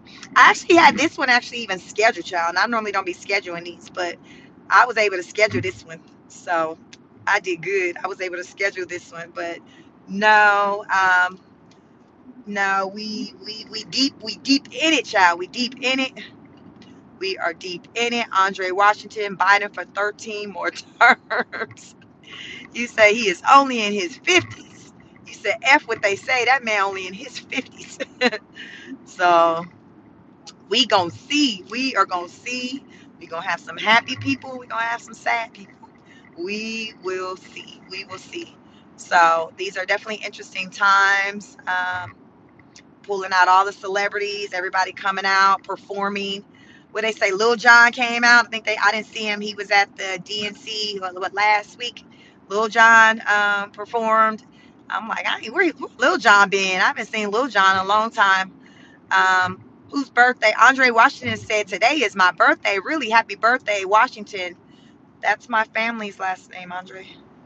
My mom's last name. That's my family's name, last name. Washington. Happy birthday. We are the Washingtons. That's one of the names. Happy birthday. I hope you had a wonderful day. Tonight is my birth night. Wow. So what's today's date? The 27th. So August 27th is your birthday. August 27th. It's a good day. It's a good day, Andre. It's a good day. What somebody say? You better say Lil Jon look good. I gotta probably go out there because my someone at my office told me, I was like, any celebrities perform? And he's like, Lil Jon came out. I was like, Lil Jon? I ain't seen Lil Jon in so long. So I might have to go on YouTube and look for Lil Jon and see, um, what he was doing, there. But I like Lil Jon. So I was like, okay, Lil Jon. Yeah. So yeah, Lil Jon is he here or is he? Yeah, I think Lil Jon is an Atlanta artist. I don't think he's Florida. I think he's here in Atlanta. I haven't seen him in a while because sometimes at concerts they'll bring out all the like artists that are local, and there's so many artists that live here in Atlanta. So really, when you go to like Atlanta, a concert, a hip hop or R&B concert here in Atlanta, like you really get a good show because there's so many artists who call Atlanta home. So that's the thing about living in Atlanta. I guess it's almost like the Hollywood for the East because it's like you just don't know who you're going to see, who you live by. You just see people just randomly because it's Atlanta. I used to see celebrities and stuff like all the time. Not so much anymore, but there was a point where I would just see them. I would say maybe about 13 years ago where it just seemed like 13, 15 years ago I would just see them all the time. Now I don't know if everybody inside and everybody's on the internet now, so nobody really outside like that. Or this was like I was seeing a lot of people pre like Instagram, where you didn't have Instagram or Twitter and all that stuff. People was like outside. Now everyone's on the internet, so no one's really outside like that. So now as I think about it, that's probably why I don't see as many celebrities anymore, because people aren't outside like they used to be. Everybody's inside. People need to start back going outside, y'all. I've been showing y'all what outside look like. I've been showing y'all, go outside, child. Go outside. Get out the house. Get to moving. It's okay. Go outside. It's okay. Get off put the internet, put the phone down. Put the laptop down. I have my phone just because I be showing y'all what I'm doing outside. But just go outside. Get some fresh air. Smell the roses. Smell the roses. Go outside. I encourage each and every one of you to go outside. Go outside. Take a walk. Take a stroll. In the evening, the temperatures are cooler. So it's more comfortable taking a walk like right now, and then it gets dark later. So, you know, Right now would be a good time to, go outside if I hadn't already taken my stroll outside. So it's hot, so you just got to find ideal times. You got to find ideal times to go outside because you can't just be sitting in the house all fat. I'll be like, I know I'm fat, but it's hot outside. No, I know I'm fat, but it's hot outside. That's not good enough. That's not good enough. You can't be fat and hot. What they say, pick a struggle. Pick a struggle. He said, Ireland, go for a walk at your own risk. Oh my goodness, it's like that out there. Y'all, hell, the first day I went to Paris. Hopefully, can y'all still hear me? Because I just stopped my car, so I want to make sure. Can you still hear me? Can y'all hear me? Can y'all hear me? Listen. I got another story. Y'all know I be having these doggone stories. I gotta tell y'all a story on my first day in Paris. How they got me, child. They got me in Paris. Can y'all hear me? Can you hear me? Can you hear me? Yes, thank you, May Mosley. Child. So listen, I had gotten a memo and I was told when you go to Paris, don't be putting your phone in your back pocket because they will jack you. They will, and it's a habit of mine to stick my phone in my back pocket. I still do it. My phone get to plopping, child, in the toilet. Listen, this is what I do. I always stick my phone in my pocket. First night in Paris, child. I'm out in Paris with my sisters. Guess where my phone is? It's in my pocket. So it's at night. We walk in from, the area where you can see the Eiffel Tower. Y'all, this is the first night in Paris. This guy, it's two guys. One of them like bumped into me and he act like he just kind of tripped and fell on me. So he kind of bumped into me from the back and he's like, oh, okay, sorry, my bad. And after he did that, my brain went to, oh, snap. I didn't feel him now take anything off of me. My mind just went to the rule I was supposed to have been living by, which was don't put your phone in your pocket. So after he tripped in front, and by this point now he's walking in front of me, I feel my back pocket just to go do the pocket check, and my phone gone. I didn't hear my phone. I didn't feel my phone. So I tell my sisters, I was like, my phone is gone. They got my phone because when I looked at the guys, now at this point they're walking in front of me. My phone, I had like a big wide, like those big phone cases, the big bulky. I can't think of right now the name of those cases with iPhone, but they was those big bulky box ones. And he was struggling to try to put it in his pocket because the case, it was so bulky, it wasn't sleek enough for him to kind of be slick to slide it. So he's struggling trying to slide it in his pocket. So by this point, I could tell my sisters, now my sisters are riders now. I told y'all we from the Bay. And we got different, listen, they can get about it. So I tell my sisters, I'm like, he got my phone. My sisters was like, wait, hold. They rolled up, but I say they rolled up. They was like, give her back her phone. They scared the hell. It was an Asian guy and a black guy. The Asian guy's the one who had got me for my phone. My sister scared the hell out of them so bad. The black one took off walking, left the Asian one. The Asian started trying to hurry up and give over the phone. I think they were wondering what kind of damn tourists are these. They real different out here. How the tourists rolling up on us because there was no police in sight. So my sister was like, "You better give her phone." And he handed the phone, and they just took off. They were like, "What the hell they came from?" These some different kind of these some different type of tourists because they were like, "What the hell?" They scared the hell out of me. The Asian one had my phone. The black one like, "Bruh, you on your damn own." He took off walking, left him by his dang self. No lie, that was the first day in Paris. My first experience in Paris. So you can go to Paris if you want to. Be careful. Don't be doing what I be doing and putting your phone in your pocket. You better get you a damn fanny pack like y'all seen me have. Get you a fanny pack. I don't know why I didn't take no fanny pack, but clearly that's what the heck I needed because they got your girl on the first day. So the rest of the experience there, oh, I was on my P's and Q's with not putting my phone in my pocket. No, no, no. Lesson learned. But I did try because I had some family members who had just left from Paris and they kind of said that, hey, one of my sisters had caught up with them, was talking with them, and they had just gotten back from their trip and they were just telling us like the do's and the don'ts and all of that. And so I got the memo, but I didn't live by it because what they say, old habits die hard.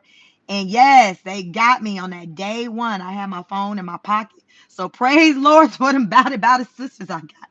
Them twins. They rolled up on the mofo and I got my damn phone back.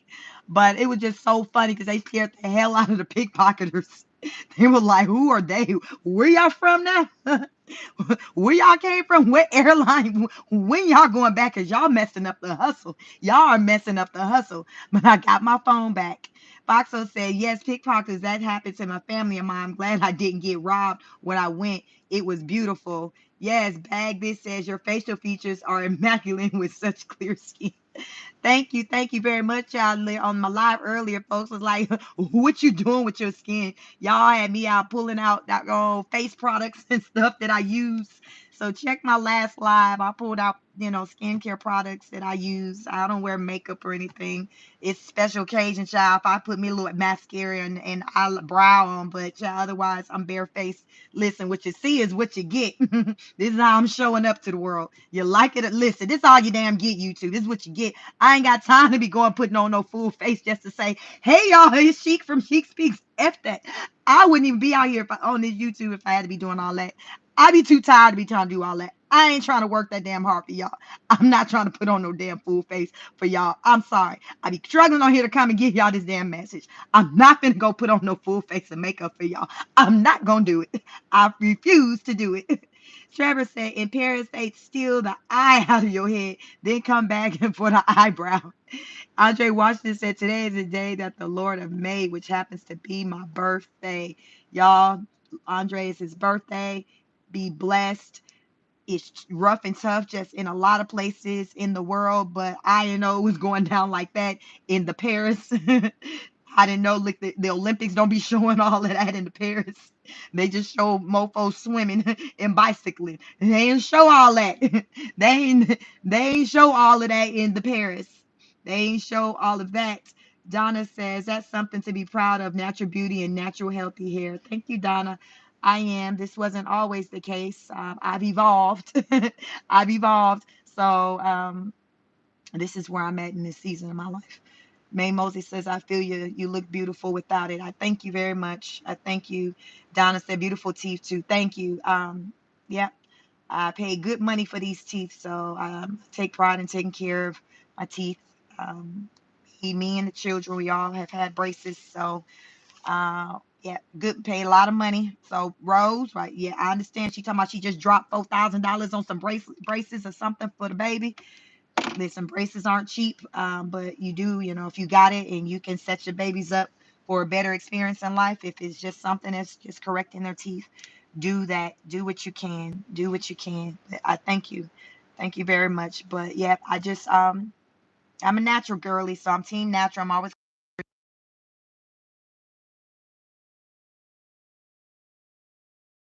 okay. Regardless of what society shows as beauty, what's the standard, the beauty standard, just be good in who you are, just embrace you. And it's a journey for people. It's been a journey for me. Uh, I haven't always looked, lived in my natural, authentic self. My hair has been natural since 2010. I literally cut it off like y'all see how Rose rocking the low, how Rose hair is looking with the mini fro with it low. Can you imagine my hair been like that? My hair has been like that at least probably like 3 times in my life. My hair has been like that. I like Rose hair. I like it. I like her better without the hair. I mean, I just listen. I'm team natural. I'm always going to want to see the natural you. So I think Rose is beautiful personally. Boxo said, hit the like for Chic, please. It's 41 of you here in the building. I got 51 likes, so I'm not mad at that number at all. But please hit the like. Peter Cottontail, welcome. You said she's lying about paying for her braces. She lies about everything. You said the lies. She ain't paid for no damn braces. Stop lying, Peter Cottontail. Stop lying. Listen, that's what she said. That's what she said. She paid $4,000. Okay, girl. So I just know, listen, I don't know what she doing. I mean, if you paying money like that, so have we taken notice with any of the kids having braces on their teeth? Because if you ain't paying no money before you get the work done. So have we taken notice that anybody in the Miller family having braces on their teeth?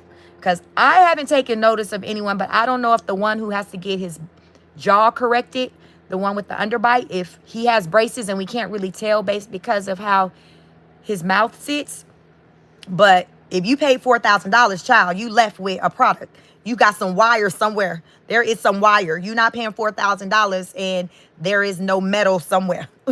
So have anybody taken notice of metal in anybody's mouth in that household? Because that's the telltale. Braces are expensive, but where's the product? Where's the product? Foxhole says you normally pay the day you get them. Yep. And I haven't taken notice of anybody having braces on their teeth.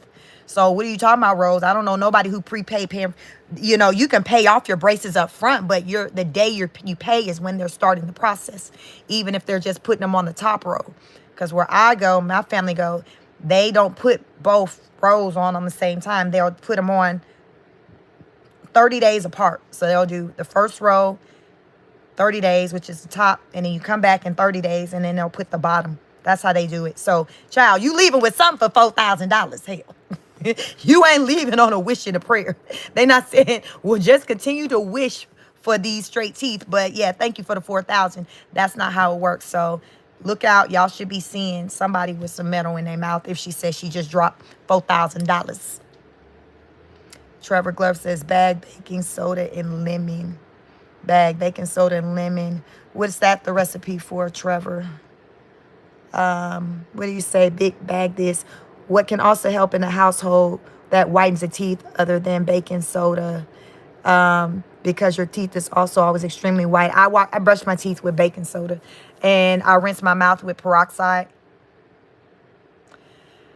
Yep. So I don't use toothpaste. I haven't bought like toothpaste to use them. I've probably over a year. So I brush my teeth with baking soda and I rinse my mouth with peroxide. And I get good reports when I go to the dentist. So try that. Peroxide for rinsing. If you, I learned about peroxide from someone years ago when I was having some issues with discomfort with my teeth. And they were like, rinse your mouth with what peroxide? I'm like, what? And so I was doing that because I was in discomfort. But as far as just my normal, hygiene, my husband and I, we brush our teeth with baking soda and we rinse our mouth with peroxide. And I use mouthwash just for the flavor, but the peroxide is for just the bacteria, all that as far as with cleaning out whatever that's going on in the mouth. So you can try that if you got any issues going on with your teeth. Try rinsing your mouth with peroxide. Peroxide is very cheap. You can buy that for $1 or so. Like, it's super cheap. So that is what I use. And thank you for complimenting my teeth, because I always think about wanting to whiten my teeth, or it's like want my teeth to be whiter. So when you see yourself every day, it's like, you see it. So it takes for someone new to put, a fresh pair of eyes on it to see, to see something that's different than maybe what you see. May says, no, I haven't seen no braces. May's like, no, I ain't seen no damn braces. I heard her say she paid $4,000, but I ain't seen no metal. I ain't seen nothing, child. I ain't seen nothing. So Peter Cottontail says, just like one day she said CPS came and closed the case the same day. Next day, she fake crying online, acting like innocent angel. Listen, child. Foxo says, are y'all trolling the students at Trevor Glover? Listen, the Rose says she gone through it. She going through it. I guess, did she take a break today? I hadn't seen her online today. I think she need a break, so hopefully we won't see her. Hopefully we won't see her online today for a little bit. Hopefully she can give us days. Weeks would be lovely, but I don't know if she's going to go that long. But if we can at least get some days, that would be good. So let today be day 1. Can we get a day 2? Can we get a day 2? Can we get a day 2? We bargaining. Can we get a day 3? We want to go as long as we can. And, even though I come on here and I talk about Rose and his content, I'd rather see Rose be in a better place to me, I'd rather see her mental health in a better place and her to be doing better than for her to just be doing foolishness and then me being over here talking about it. That's just me, child. I don't live off of YouTube, child. I just got monetized. So y'all know I ain't even ever even got paid from YouTube. I'm just still in the very beginning stages. So y'all know I'm not over here living off of anything that I do or talk about. It's content, but I'd rather see her be in a better, healthy place than to have like the click and views off of whatever nonsense she got going on. I'd rather just cover her and her wins. Like I can still cover Ro and talk about just other types of things that's wins, that's positive. Like, so it don't have to be, negative. I just want her to just do better for the sake of her kids. I just want her to do better for the sake of her kids. Trevor says, no, I'm not trolling. She said it was her birthday and I was looking for her to know. Foxo says Rose might be in the hospital after that threat. Yeah, people earlier on my check was asking, based on that threat she made with that warrant for someone to come in, I guess, do that wellness check and maybe check her in. So you all know my background is clinical mental health counseling. So I used to work. So when I was getting my credentials and things like that, I worked in a hospital, mental health hospital here in Atlanta. It's the oldest mental health hospital here. It's called Anchor Hospital. And child, I seen it all there. And if you start talking that language like what y'all say that y'all seen Rose talking, because I didn't see that. I don't think it was taking place during my live the other night. Yes, they will put you on a mandatory 72-hour hold. Mandatory 3 days. You ain't leaving for 3 days.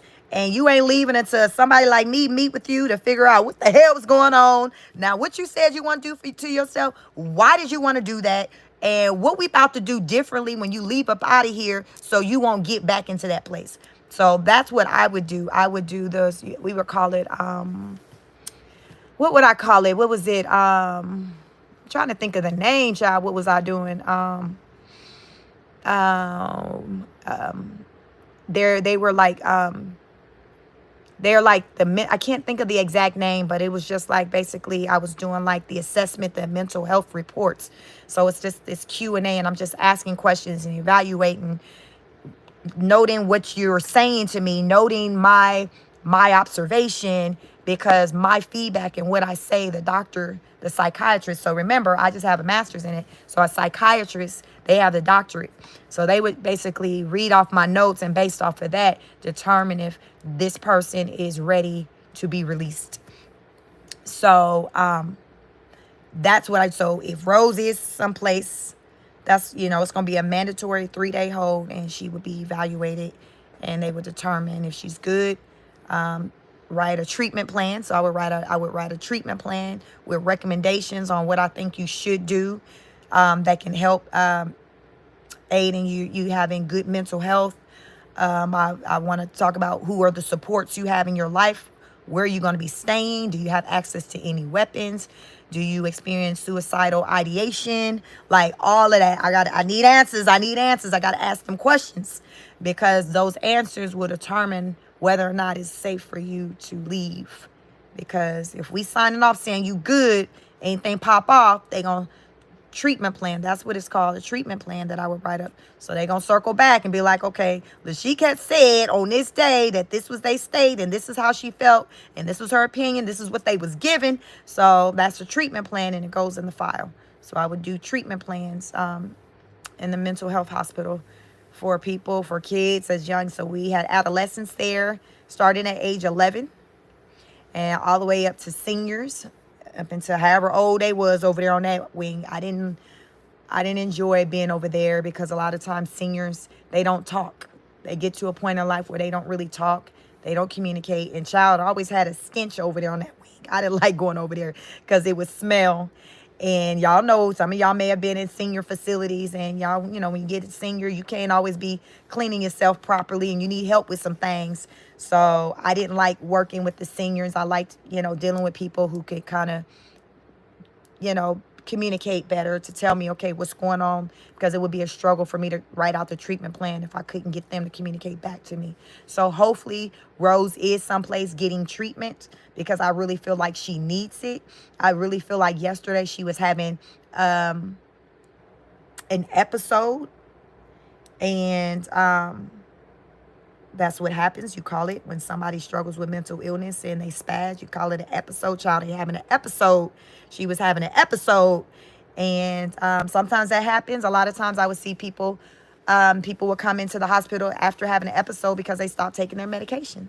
So I gotta learn now. Why the hell you do that? Why you stop taking your medicine? Why? That's how you got what's going on. What made you stop taking it? So I'm talking to them, trying to figure out why they stopped taking it. And a lot of times they stop taking it because they would feel like, oh, I felt good. I felt like I didn't need it anymore. Or I didn't like how it was making me feel. Or, it's making me have this side effect. And, so then I write that up and recommend maybe we try to find a different type of medication to try. Because there's always multiple types of medication that you can take. It's not just a one and done. It's trial and error, just like with anything else. And sometimes that first medication that they prescribe you, it don't work. It's, for whatever reason, it's giving you side effects. It's too strong, whatever it is. So the answer isn't to just say, oh, okay, I'm just going to stop taking my meds and not say nothing. You have to communicate that to your doctor. So therefore they can try to find something else to prescribe you, something that will work. Because most of the time when people struggle with mental illness and it needs to be managed through medication, they have to continue to take that medication because when they come off, that's when you see them wilding, y'all, child. They be wilding. And so a lot of times, they come off and that's when they start doing the most, doing the absolute most, whatever that most was.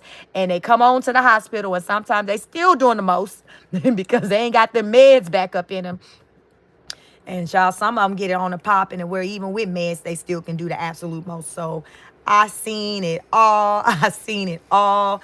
Only the strong can survive, child. But that's what I signed up for because I thought that's what I wanted to do for a living. I wanted to be a counselor and, help people in that type of way. So I seen it all. Chosen One says she definitely had a manic episode. Yeah. She had an episode. It happens. It happens. And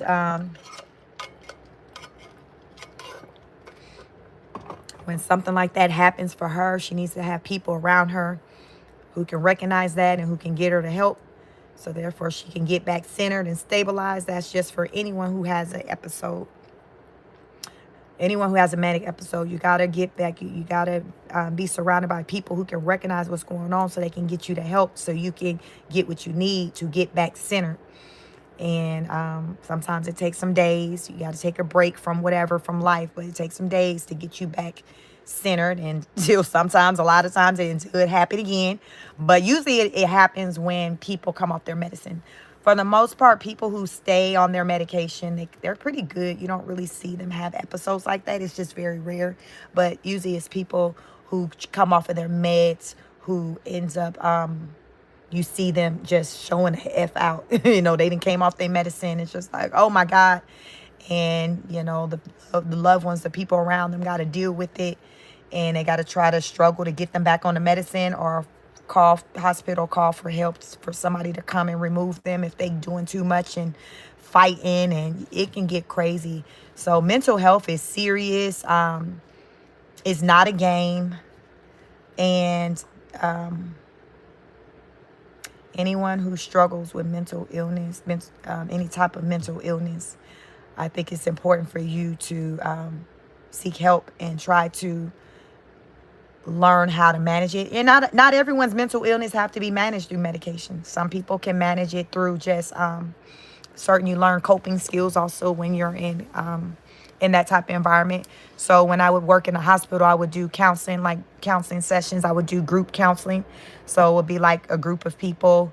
So if I'm in the child, I sometimes would have to be in the high psych area of the wing of the hospital. So that would be the people who are the schizophrenic, bipolar, just the highest of the high when it comes to mental illness. I would be over there with them too, my little self, by myself, because it ain't no bodyguards. It ain't no bodyguards. And I would go in rooms with these people, men, women, and I would have to get the information I need. And sometimes they not willing to give you the information, or they got things going on in their head to where they think you're a threat. And you can sometimes feel unsafe, but you got a job. You got a job to do. And I show up and do that job. So people would ask me, my friends at my job, my corporate job would ask me, and they would love to hear the stories when I would, tell them about, working at the hospital as I was, getting my education, because I had to work there with getting my hours. And they would love to hear the stories that I would tell as far as my encounter with the patients and things like that. And I'd be like, y'all don't be laughing at my pain. But they would like to hear the stories because you see and hear some things. It definitely gives you a new perspective on life, on people. You see that there's a lot of people that are not well. You hear the stories of how they maybe got in that position. Maybe it was because they took some drugs that were laced. Young lady, like 20 at the time. She took some drugs at a party or somewhere that was laced with something and messed her mind up. And she been gone ever since. Yeah, she survived it, but her mind, she's gone. So at any point, you can look up and see her walking down the hall with just nothing on, because she might walk out the room from taking a shower and just don't have nothing on. So then people got to go and get her together, put her in a room, put some clothes on her. Like, you see some things, and she's only 20 years old. So I talked with a lot of military vets, people who basically, I'm one of them people that I don't think you go in the military and come out the same. Everybody I know who did a day in the military, they collect a check. They getting a check. Something damn ain't right. So I would talk to them, and they just would talk about how their life is so different coming out of the military, and how they lost their families because their mind is gone, and how they would give anything to just go back and just maybe not have gone in the military, just to have their mentals back to the place it was before they even joined the military. They'll have really thick files, and they collect all kind of benefits, and they end up in a hospital because they had an episode, and they just like, oh my God, my mind is gone. Like, they can acknowledge my mind is gone and I can't control it. And I want my family back. I want my life back. And it's nothing they can do but collect that check every month. And what a check, and is it a note that even come with the check to say thank you for your service? Y'all, what's coming with the check after all of that? What are you getting? Is it worth it? Is it worth it? I see it. I see it. I see a lot of people in a lot of different mental states. So when I say, child, walk around, I diagnose people, like, I can recognize certain things and symptoms and characteristics, because I've seen it so much in just my work, my life, getting my education. Like, I've seen so many different people who suffer from mental illness, where I know what it looks like. So I can quickly be like, okay, that's that. They got this going on. There was a lot of people, imagine bipolar and schizophrenia. That's a hell of a combination, right? I seen a lot of those. I'm like, what? You got bipolar disorder and schizophrenia? Child. Yes. I didn't even know until then that schizophrenia was something that can be onset from drugs. I thought it was just more like a chemical imbalance. But yes, you can have onset of schizophrenia from drugs. Dual diagnosis shows one said, yep, that's what it was. Marked down as dual diagnosis, but that's a heck of a combination. Bipolar and schizophrenia. And I think my cousin, she's no longer with us. She passed away a couple of years ago. She was found in a parking lot. I still don't even know the cause of her death, but she had bipolar disorder and schizophrenia. She was maybe like 32, I think, when she passed away. And she was found in like a parking lot. Police came and knocked on my aunt's door in the middle of the night because the mental health, the facility that she was staying at, they had just called my aunt and said she didn't show up by curfew, and they was concerned that she hadn't made it back to the facility. And maybe within an hour or two later, the police came to my aunt's house knocking on the door saying they found her. And I guess my cousin had some information on her body that had my aunt's maybe address, because sometimes she would stay with her, but mostly she would be in like mental health like facilities and stuff, because she was a lot for just somebody to deal with. And yep, she was found in a parking lot. So I still don't know the cause of death, but she struggled with bipolar disorder and schizophrenia. I would say she got diagnosed probably at about 14. Yep. And my aunt raises her son, and he's in 7th grade right now. Yep. And she don't even know who my aunt, like, they don't even know who the father is of my cousin's son, because remember I said schizophrenia, bipolar disorder, child. She didn't know what she was doing. She didn't know, okay, I'm pregnant, and We don't know who his father is. Be like that. Peter Contel Chic, we need a Wiley breakdown. Did they say Wiley? I seen Storm had a video talking about Wiley had did a threat. Uh, he did a threat to Walmart. I said, I hope Sean just trolling. Because he already had Cardi B threatening to sue him. But I seen it talking about Wiley did a threat at Walmart. Child. All I know about Wiley is that he got an eye to go one direction that the other ones don't go. Otherwise, I don't know no more about that man. I never got into his content. I just know he got a different kind of look. That's all I know about the Wiley. I don't know no more about that man. Brolena said, yes, I was a medical interpreter. So sad. Saw a young girl take weed that was laced, and she also would walk around naked. It was sad. Yep. Laura says, yes, my neighbor's son has drug-induced and cannot spell schizophrenia. They're phonics. Peter says, Brolena, hey. Brolena says, schizophrenia. Bag, this says, sorry for your loss. Thank you. Foxo says, wow, sorry to hear that. Thank you all. Rolena said, hey, Peter, missed ya. Foxo said, Wiley is in jail. So, y'all, what he did he really show up to the Walmart? I just seen that thumbnail to Storm Monroe. I don't know if y'all know who he is, but he had in his thumbnail that Wiley had gotten arrested because he did a threat, I think, at Walmart. I think he recently, didn't he get his channel taken down or something? So, child, was he having an episode? I think his channel had gotten taken, but he was somebody I never followed. I knew who he was. And every time I would hear his name, it was always caught up in some mess. But I just mainly knew him from just how he looked. So I knew him from how he looked, but I couldn't tell you nothing else about him, but I can tell you how he looked. Peter said, it's on live. Bromena said, Laura, I wanted to teach you about the word troll. The Andre person this morning was trolling you. Okay. Foxhole said he has a mental illness. Okay. What kind of mental illness y'all think he got? Have he told you all what his mental illness is? Or have anybody, diagnosed him? Like, what do you all think is going on with Wiley? Because I don't know him like that. I've never listened to his content to know him, to form an opinion. I just know his name is always brought up in some stuff. So when I think of him, I just think of him being caught up in some mess. Laura says at Brolena, he was messing around about having a bunch of girlfriends or something. Yes, he was doing the most. Brolena said, at Laura, trolls are fake accounts. You cannot take seriously like that guy telling you he had many girlfriends this morning. Just wanted you to beware. Thank you, Brolena, for letting her know that. And that Laura, yeah, they are called trolls. They just want to distract and cause chaos. Foxhole says, yes, he was having an episode for sure. Peter says schizophrenia. So he has schizophrenia. Wow. Now, schizophrenia is one of your more severe mental health disorders. Wow.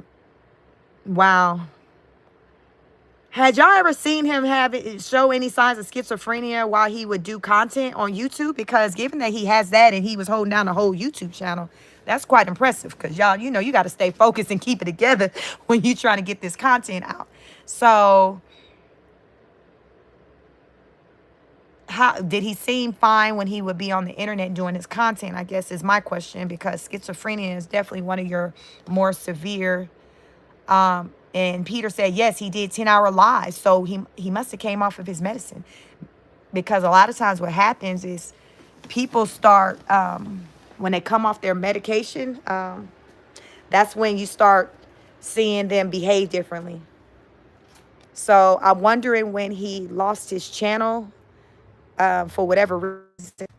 Let me try to get in the area. My internet's going in and out. So let me see what y'all saying. Laura said anorexia nervosa is the worst one. Peter says he trashed the library years ago. Foxhole says yes, but you can tell when he would go through them. Okay. Peter Cottontail says screaming Emmett Till. Brolena said at Peter Cottontail, all the juicy tea. Peter Cottontail said, Brolena, what do you mean he was screaming Emmett Till? So is he on camera at Walmart showing up? So is there footage out there of him having his episode? How did people come to learn what happened to him? Because y'all know we live in the times where everybody can pull out their phone and start recording and putting stuff on the internet. Or hell, did he have his own phone out and was he recording? Was he going live when it happened? How we know he was screaming Emmett Till? How we know? Emmett Till, Lord Jesus. Y'all, it's a lot. Boxo says they could have put him down today. It is on his channel right now. Peter Contos, yes, yes, it's on his channel. So who's operating his channel then? Who running his channel? So he still has his channel up and going right now? Because I thought I had heard his channel had gotten taken. So did he get it back? Peter said he was live on his channel. So, okay, so y'all, I'm trying to get the damn picture. I'm trying to vision what the hell y'all talking about.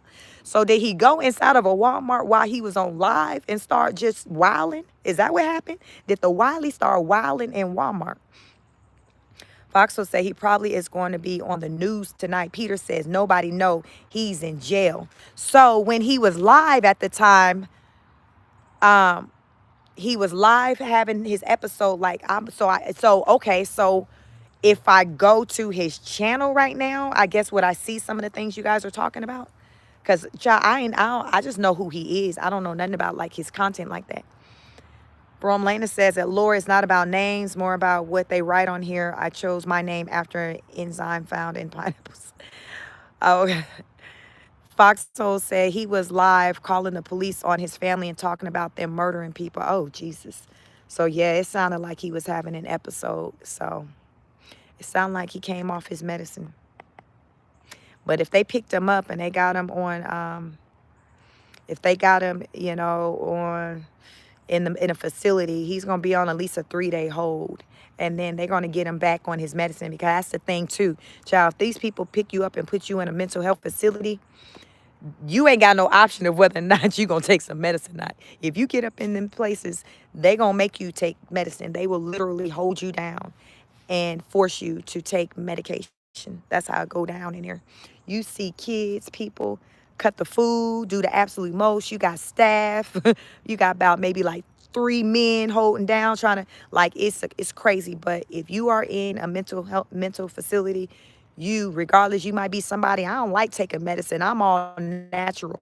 Well, not while you in that mental health facility. You taking whatever the hell that they say that you need to function in that facility. And that's going to be some type of psychotropic drug. And it's going to be a few of them. It's going to be multiple. And y'all know how y'all see in the movies where the people line up and go to the window to get their medicine at a certain time. And then they do mouth checks. Open your mouth, raise your tongue. They checking and making sure that you are taking that medicine. That's how it go down. They making sure you take that medicine. They will force you. They be mad. Like, I've seen people show out behind medicine. Mostly the people I would see show out would be men, not women. But it just, they wouldn't want to take the medicine and they would be forced to take the medicine. Foxo said the police took him on live. You can tell that they knew he had a mental illness when they arrived. He probably, damn, it's not their first time going there. It's probably on his file. You know, sometimes calls come in about people so many times to where, hell, they know who you are. The precinct already know, like, okay, y'all, Wiley going through it again. Y'all know the deal. So, but that's good that they were aware. So therefore, they came in a way, sound like to me that they came in with care in the best way that they could, because sometimes we see where the police don't always show up that way and things just go just awry because they didn't handle the situation correctly. They didn't factor in that they were dealing with somebody with mental illness. So they just overreact and just don't handle things properly. We see that happen all the time. It plays out. We hear about it in the news. Laura says, have you seen that Brain on Fire story? No, I haven't seen that. I'm not familiar with that story.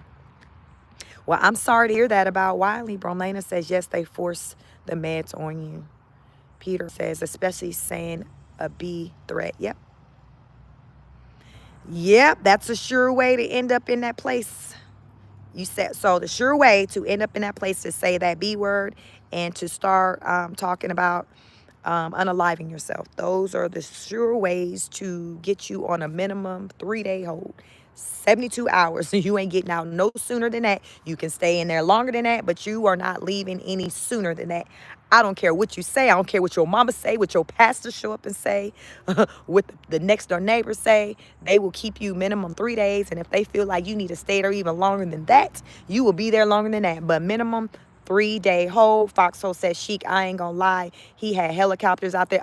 Foxhole, if you don't stop, it's just too much. It's too deep. We already got Rose. Listen, one case at a damn time. One case at a time. Jesus. One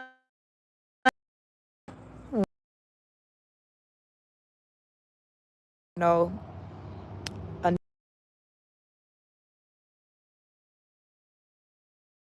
So, child, maybe tonight I try to get in with the hell.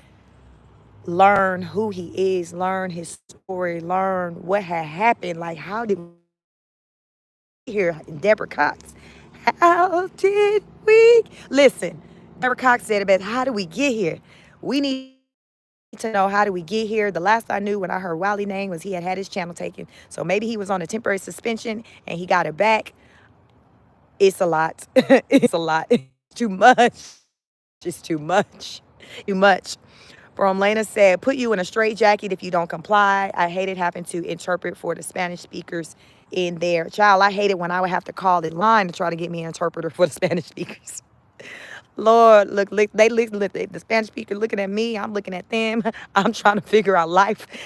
They trying to figure out what's going on, why they here, how can they get out of here. Yes, so I did not like that when I would have to, deal with, because I don't speak Spanish. So we just had a line that we can call to get an interpreter to interpret, whatever the message was.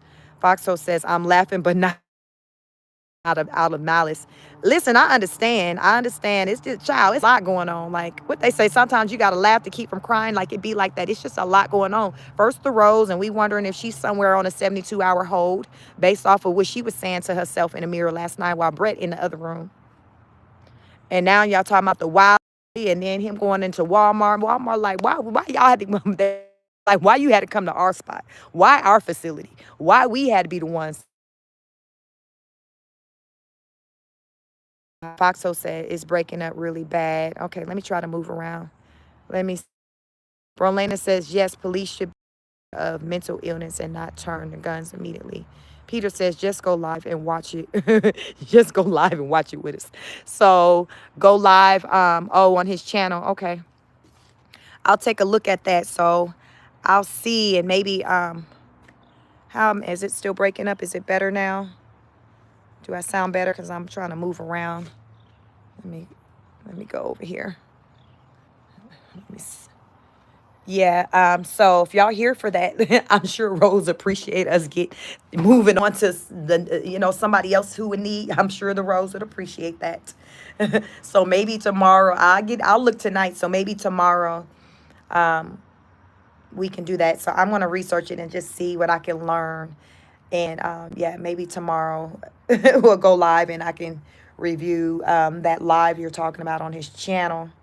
Foxo said it's better. Thank you. He said stay. Laura says, Peter, was she seeking the Ferris in the lane? Veronica Ferris says, you still walking? I'm live too. No, I'm not walking anymore, Miss V. I've made it back to my house. I'm home. I just still have the live going on.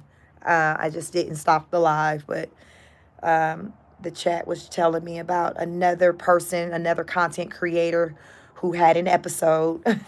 And so I think, what is this channel called? The Wiley Show? Is that what it's called? The Wiley Show? So I may have to kind of do some research over there and see, and, yeah, just review it and see what the hell going on. What's going on? Brolena says Spanish speakers would grab me and try to run out of there with me. Jesus. They like, come on, we got to go, gotta go. Listen, child, I ain't had nobody trying to grab me out. It was just me and that patient in a room by myself. Literally, I had a patient on the psych wing. He had schizophrenia and he was black and he didn't like black people. And his mom's boyfriend, who was black, he beat him to a pulp and he ended up getting arrested. And so, y'all, I'm starting out the meeting like, okay, well, you see what color I am. Are you good with talking to me? Let me know now. Do I need to move around? Do I need to go somewhere else? Because you saying you don't like black people. You black, but you saying you don't like black people and I'm black. So it would be stuff like that where, the mental illness would just be on 10 and I have to kind of, work through it and still get the information I need. So fortunately, I was never caught up in any situations that was physical, but there were things that other medical professionals or people had kind of intervened to try to guard me or protect me if they seen that um, a patient had ill will towards me or looked as though they wanted to come after me for whatever reason. Because sometimes they'll see something before you do. I'm just doing me, doing my job. So they're not seeing that there's somebody looking at me and peeping at. So they'll just be like, okay, here, and they'll come grab me and move me out of the room or whatever because they saw that somebody wasn't looking stable. So, but I did it, I had to do it. But I gained a lot of experience and I was able to decide on like what type of, people I wanted to work with.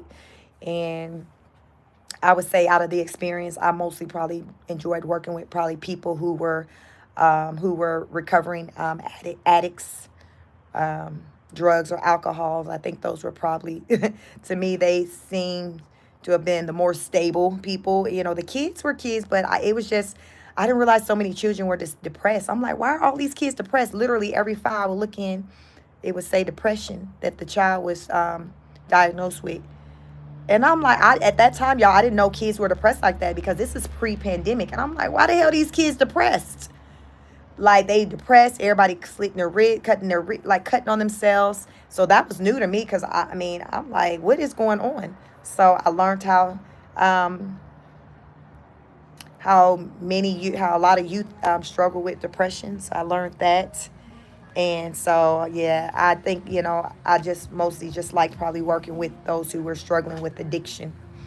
They for the most part would kind of keep their cool. They knew, listen, I like to get high. I ain't been high because I've been in here, so I'm good now. I like to get my drink on. So pretty much after being in the facility for X amount of days, you didn't got kind of like a detox. So you kind of like in your right frame of mind. So they were kind of like the easier ones for me to kind of engage with. Monique Banks says Wiley is very ill, but be warned, he does have the tendency to come on content creators' channels and bring a bunch of foolishness unnecessary. Child, Lord Jesus. We ain't got time for the Wiley to be in the damn chat doing the absolute most. Laura says I had a friend long ago named Wiley.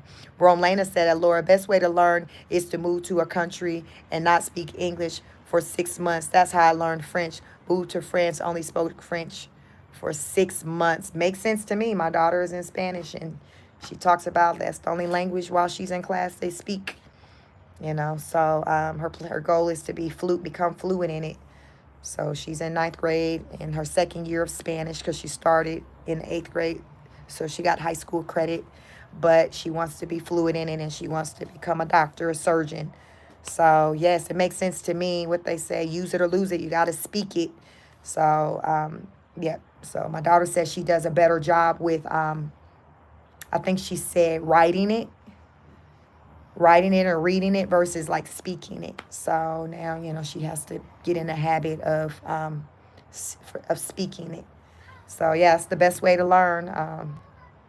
But yeah, Wiley going through it. I'm gonna try to check out his channel and see, what's going on over there and to decide to try to make an informed decision if that's what I want to tap on, if I want to, entertain anything that he got going on, because we already got enough with the rosebuds. But yeah, I may check it out and see what's going on there because that's just definitely sounds very disheartening. But I hope he's getting the treatment that he needs because it sounds like he definitely needs treatment. And listen, you got to get the help. It does nothing for him for it to go ignored and for no one to do anything about it and just to sit and talk about it. Okay, get him help. Just like I hope the Rose is getting help. I hope she's getting the help she need.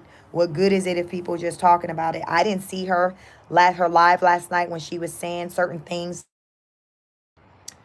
just whatever she was saying that people was like, uh-oh, I didn't see that. I seen a content creator last night do like a short video on it, but she didn't play the recording. It was just, she was just talking about it and she was just showing like pictures, like still pictures from the video of Rose being in the mirror. And she was just saying, I guess supposedly what the things that Rose was saying.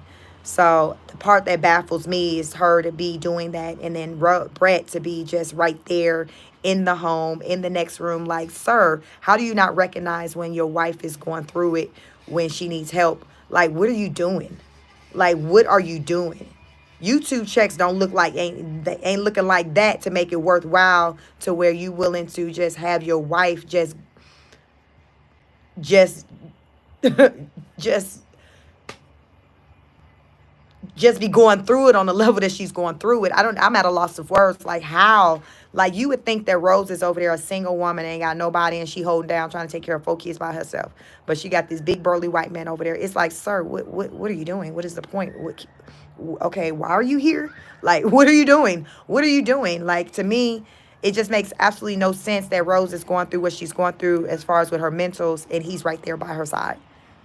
That means, sir, you're no better than her. Both of y'all need to be at whatever facility that she may or may not be at, because ain't no way, ain't no effing way a man who's in his right frame of mind is going to take notice of his wife who's obviously not in hers for whatever reason, and not try to get her help, not try to get her off the internet, not try to save face for just her reputation. Sir, are you that used to just putting everything on the internet to where you can't even think about just down the line if whether or not her being on the internet in these times is a good look?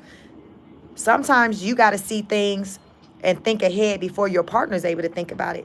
He should be in a place to see things in a way that say Rose can't see them, for him to be like, no, we got to get off the internet. I know you don't see it right now, but you're not in a good place, and you already mad with content creators saying this, that, and the third. So let's just go ahead, log off the internet, because we don't need them to see anything more than what they've seen. That's what the hell he need to be damn saying. Like, oh my God, he be pissing me and the world off. This is that stuff I be talking about. This is that stuff I be talking about. Monique says, yes, Wiley is disgusting, vulgar, and nasty. I may have to move around, sis, and come back when you are on Rose, but I can't handle Wiley. He has torn up Walmart library and today called and said that, Lord Jesus, you said he done tore up the Walmart and the library. They said, don't bring him back. He can't come back here. Heater said, what was she saying? Jayla said, facts. Foxhole said her eyes were glossy like she had something. Monique said, his grandmother, no ma'am, same craziness, you just leave alone. Laura says, Rose is mind blind. I saw Brett on an old interview. He is afraid to confront her on live. Jayla said, that's shameful. Foxhole says, yes, it's sad that she has him there and allows her to go through this nonsense. Yes, it makes no sense. You literally would think that she's out there just by herself, just a single parent with how she moves. You would, if you did not know better, you would not think that Rose was a married woman with some type of support. I ain't never seen somebody who married moving like that. I done seen some people doing the absolute most when they ain't got nobody to protect them around them. But goddamn it, that ain't the Rose. You got this big burly white man there. What the hell is he doing? Like, why is he there? He's just taking up space at this point. Laura says, I think he was the one who broke the camera, not the kids. Jayla says, money not always the answer. Nope. Foxhole says he can't lead a family. Not at all. Laura says, I have told Rose to contact Sheik Speaks.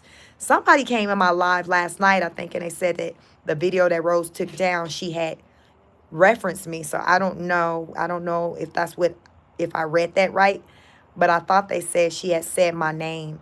So I'd never listened to any lies where she referenced me. But I found that to be interesting. But they said, she took the live down.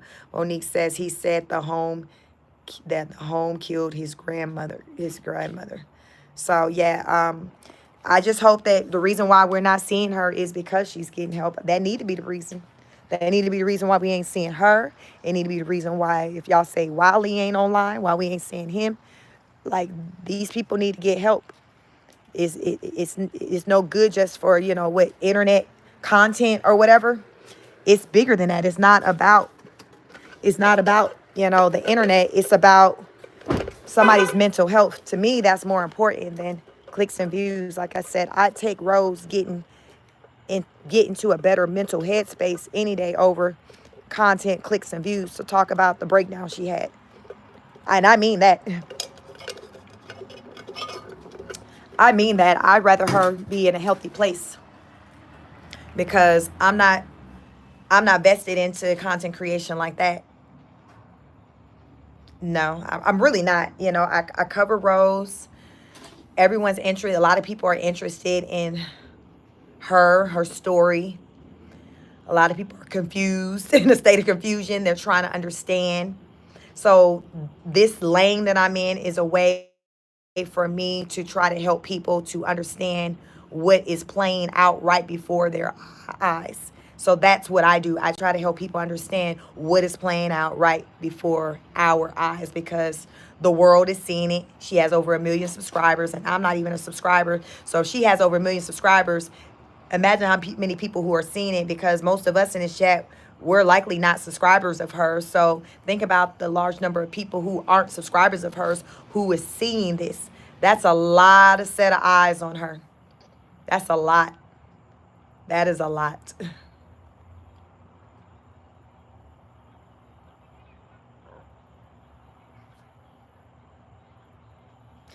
Brolena says Brett said that Rose had pulled a pew pew on him 8 times and that he was scared about what she would do to the kids. When did he say that, child? I didn't hear that one then. I heard the recording that somebody had on their channel where he was talking about he was better off like financially and things before he met Rose, but I didn't hear that one, Brolena. Jayla says this drama has gone too far and those kids are priority. I agree. Laura says I have been writing all over for her to contact you. Yep, we'll see. We'll see. I'm on the internet. I'm on the YouTube, so anybody can find me. Monique says maybe I am harsh. They don't care about their mental health and just want clicks and views.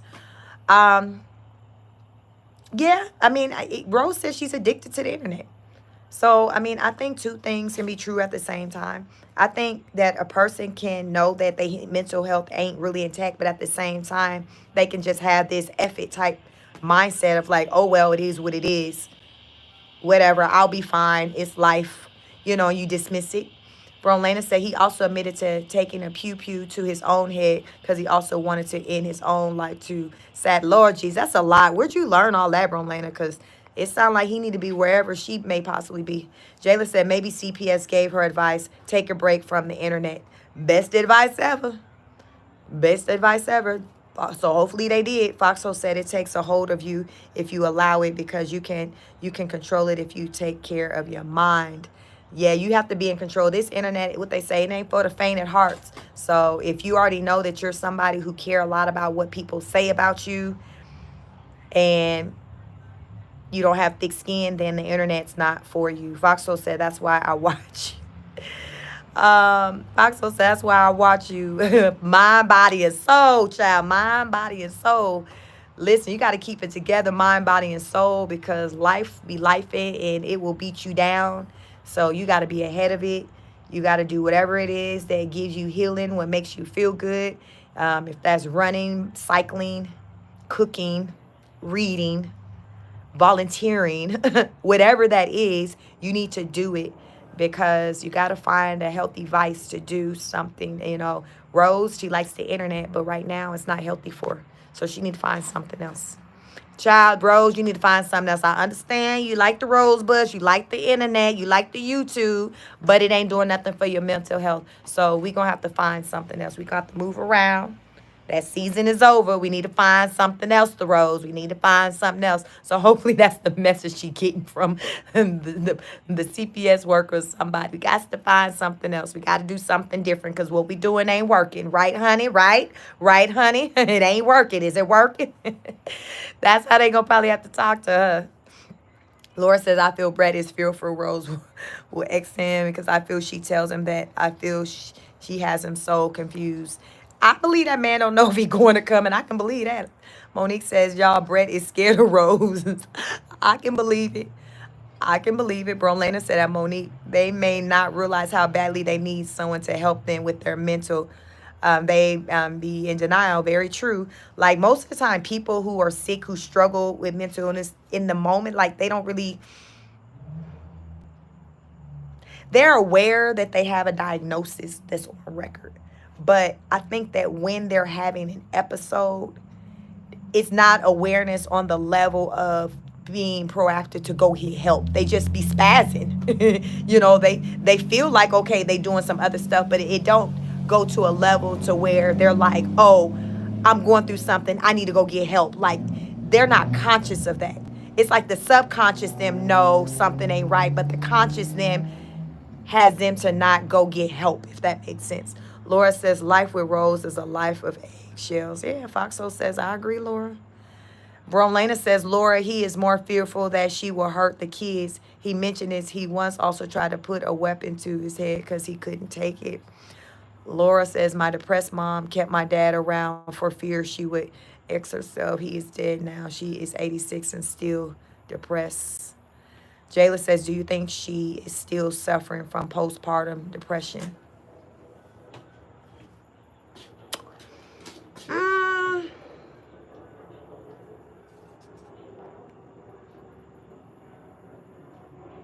I don't know if she's the thing that's hard for me if Rose suffering from postpartum depression is because I didn't follow her before she had her baby, so I would need something to compare it to see what her behaviors were like pre having a child. So I can't really put it on postpartum because even just going back to how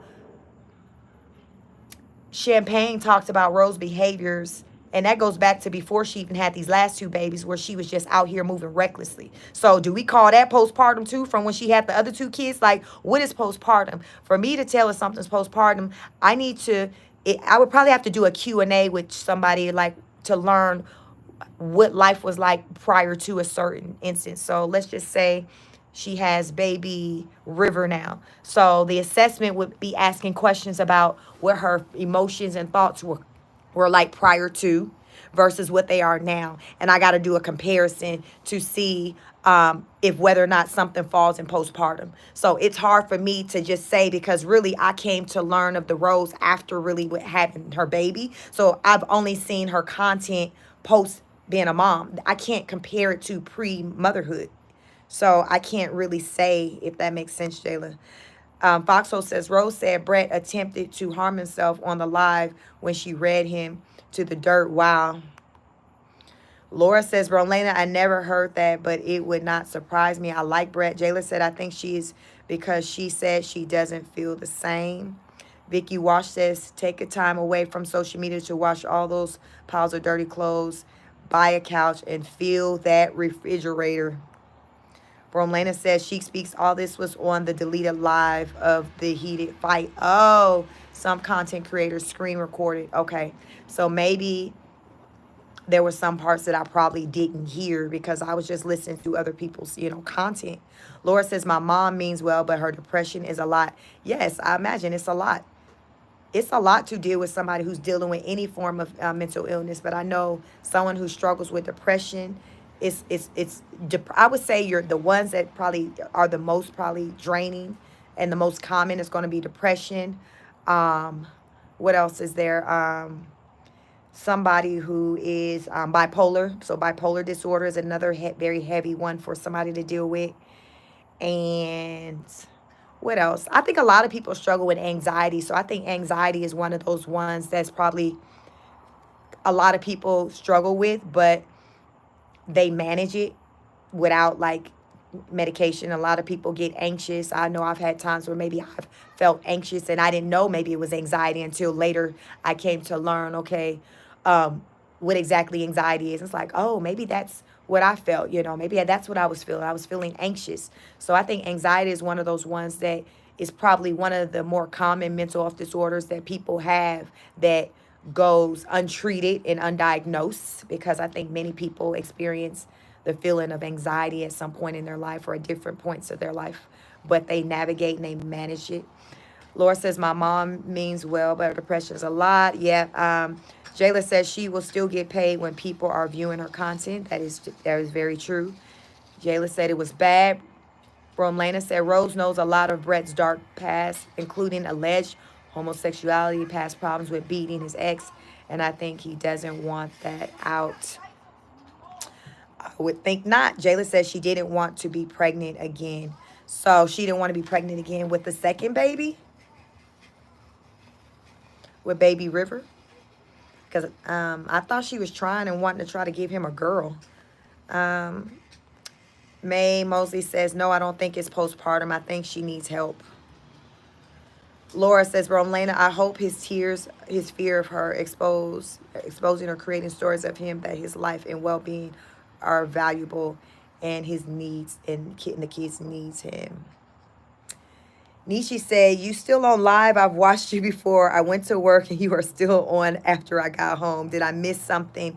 Well, I went on live earlier today. So Nishi, I don't know if this is still the same live.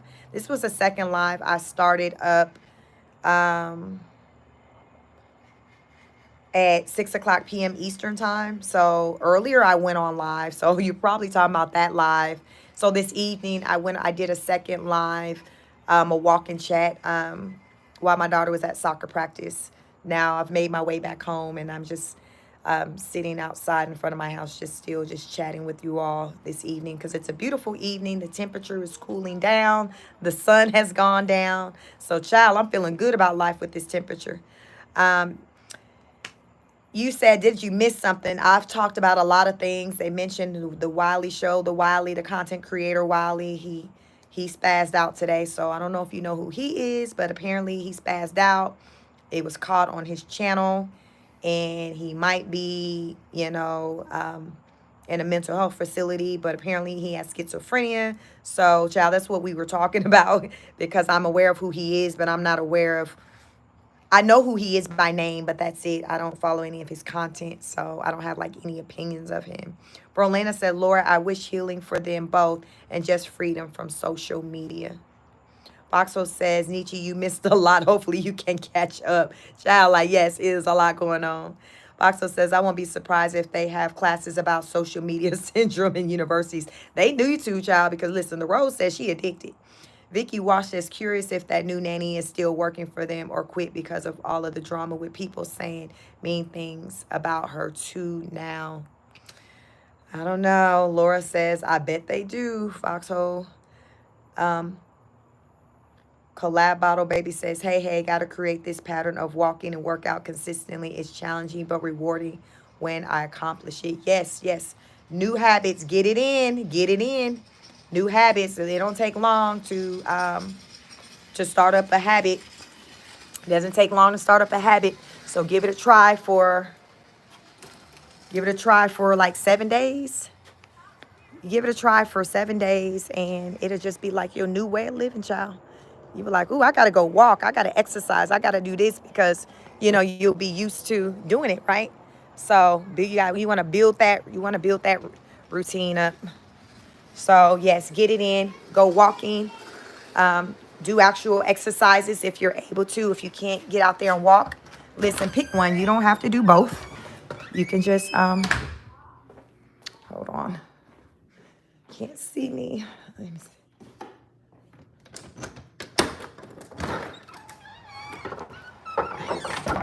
Just pick one. You don't have to do both. I happen to, go between exercises and walking. So you can do the same thing. Just pick one. Just do something, I like to say. My camera smudged. Yeah, I just want you to do something and not nothing. Do something. Move. You got to move. Rolanda said, Foxhole 100%. I think social media explains the rise of mental health disorders in young kids. Yeah, they don't want to go outside. Like, listen, they don't want to interact with people. They have these social anxieties, the thought of engaging with other people. Like, it's on 10. Like, I see it just with, I've seen it just changes with my own kids, over the years, especially since the pandemic. So it is a thing. I haven't seen anybody in my house be depressed, but I know what symptoms look like, so I monitor them. And it's just, my daughter, she's 14 and she just chooses to not really engage with people much. But, she loves soccer, so she'll go and do her thing on a soccer field, engage that way. So that is something. You got some kids who just don't even want to do that. Like, they literally don't want to go to school. They don't want to do sports. They just want to stay at home in their room, in the house. My daughter doesn't want to go to school. She'd rather not. I make her go to school. She's a gifted student, but she doesn't want to go to school. She doesn't like being around the other kids. But I force her to go to school because that's society. You got to get used to engaging with the public because that's life. So she does it, but she'd rather not. She's like, I'm like, well, how'd you learn? I would just learn from the internet. She just doesn't feel like she need to be around people at school and that type of environment to learn. But she's a high achiever. She's super smart. Like I said, she's a brainiac kid, but she don't like engaging with like other kids. But she does enjoy soccer, so she will do her thing with engaging. Tonight was the first night of soccer for the season, so she will do that with them. She will she's in orchestra, so she will play, in the orchestra. But so it's just certain things that she will do with people, but outside of that, she ain't trying to have no parts of you. So she just got one solid friend that she'll hang out with on a one-on-one, and like she like, listen, I'm good. This been my friend since the third grade. We're in the ninth grade. As long as I got my rider, like I don't need nobody else, and that's her. But I always say, at least have one person, like have somebody, and even if it is one person, we all need somebody. So I just encourage her to still keep that one person, that one relationship going. And Rose, Rose to me looks as though she don't have anybody. And the mental state that she's in right now is likely she's not going to get anybody because a healthy minded person is not going to want to be caught up in that, y'all. They're going to be like, nah, I'm good. I'm going to stay over here. So she got to get to a healthy place for healthy people to want to show up and be around her. Jayla said, try to view her content prior when she found out she was pregnant and during her pregnancy. Okay. Rolana says Rose admitted she had prepartum depression. I heard her say that. I didn't even know that was a thing with the prepartum because I remember when I learned I was pregnant with my third child and I was feeling a certain type of way. And I asked the lady at the front desk, the health administrator at the hospital, and I said, well, I know you got postpartum, but what you call it when the baby not here and you feeling a certain type of way? She said, baby, we ain't got nothing for that. So I don't know if this prepartum thing is new, but my last baby was born in 2010. So me having this conversation with this woman was in 2009. But yeah, I was just going through it because the third pregnancy was the surprise, and I just wasn't, expecting it. But child, whatever I was going through, I was good after I came out the first trimester. So I just think it was just me just in my own head about a pregnancy that I didn't plan for. So therefore I was just kind of worried about how everything was kind of going to work out with now becoming a mom of three instead of two. Vicky Wash said, Laura, I don't blame her if she did. Laura says, Sheik, do you think Rose is a borderline personality? I don't know. Rose got a lot going on. I more so think Rose struggled with post PTSD, um, anxiety. Um, I can see some bipolar disorder there. Um, but I can see her being diagnosed with bipolar disorder. Yeah, I can see that. I can definitely see her being diagnosed with bipolar disorder. Yeah. So that's so far what I named is kind of what I see just from what I've seen. Brolena said Foxhole not sure, but she said that's what she was diagnosed with and was considered ending the pregnancy. Shadami says, Sheik, do you do life coaching? Nope. I thought about it. Child, when I thought about it, it's just like it's one more thing for me to like. I am someone, you all, that just got experience in just a lot of different things, and I got a full resume with just a lot of skill sets. So it just comes down to what I choose to maybe focus my attention on at that point in my life. So when I think about life coaching, I think about just another learning path with me, um, getting credentials and something like that. And I don't know. Yeah. So I've been playing around with the idea of having paywall memberships. You guys can let me know in the chat if you're here for that. And behind those paywall memberships, I thought about someone mentioned, conversations about, say, mental health in particular, narcissistic disorder. So you can let me know if you're here for that. But If you're wanting like more in-depth conversations about just like mental illness and things like that, you can let me know. Those are things that I can talk about. But I haven't thought, I don't have certification in life coaching or anything. And would I ever get it? I don't know. To me, it lines up with it's probably not as deep as counseling. I think it's probably not as heavy. But you still, are taking on, people's energies one on one. So um, I would have to be in a certain space to want to do that on that one on one level. Foxhole says, Laura, she is for sure narcissistic, no question. I don't have a degree in that, but I also have worked in the mental health hospital for a while and seen a lot. I am in no way diagnosing, but something is. Um, I can see, I can see characteristics of narcissistic disorder, but I can see that. But I think I see more characteristics of the other disorders that I mentioned more so than that. Um, but I can see those characteristics. Foxhole, I see that. Foxhole says there. Foxhole says let she get to it.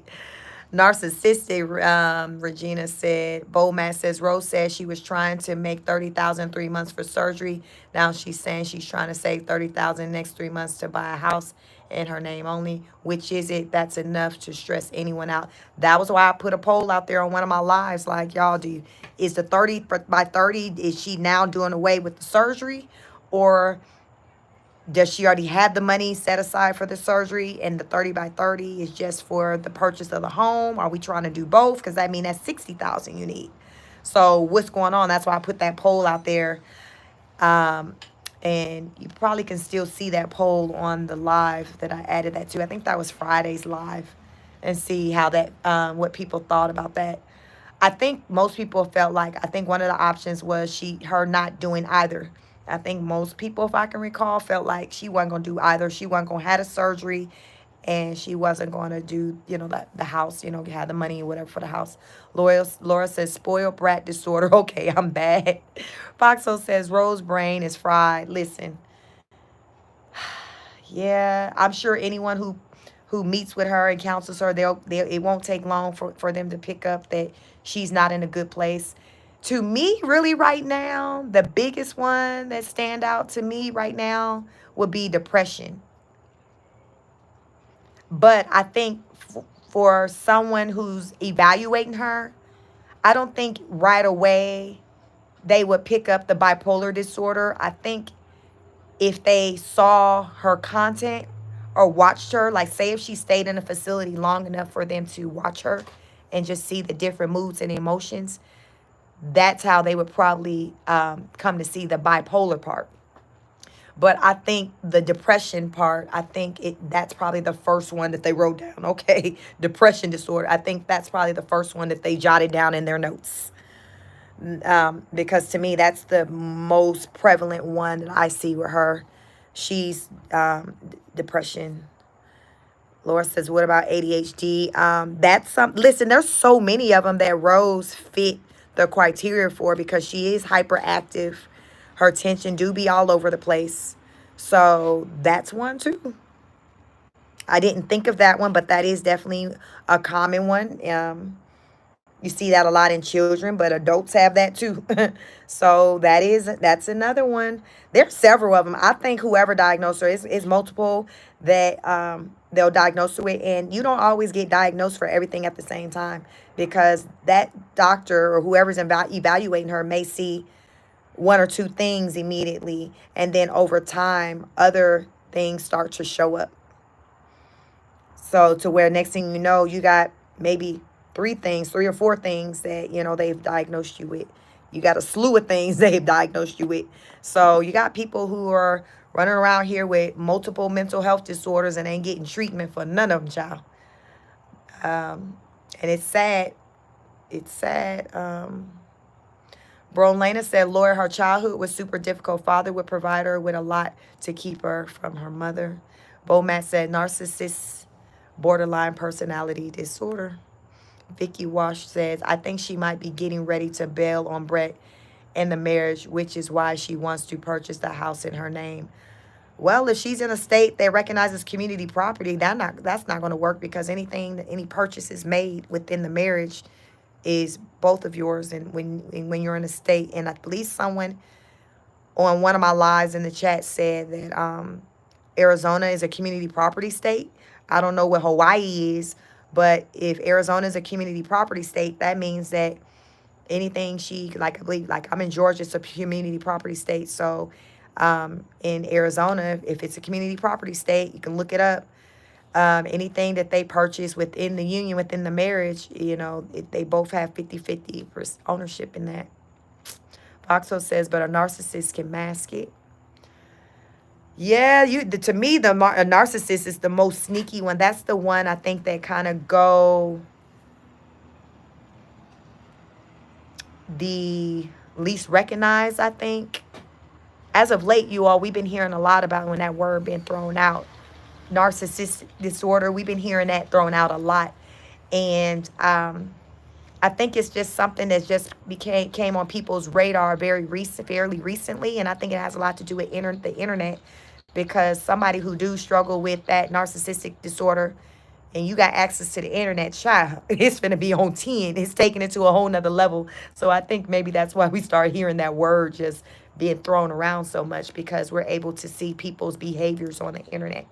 Whereas before the internet, people had more private lives. So only how you knew what was going on in somebody's household is if you literally came in contact with someone who knew firsthand what was going on in the household.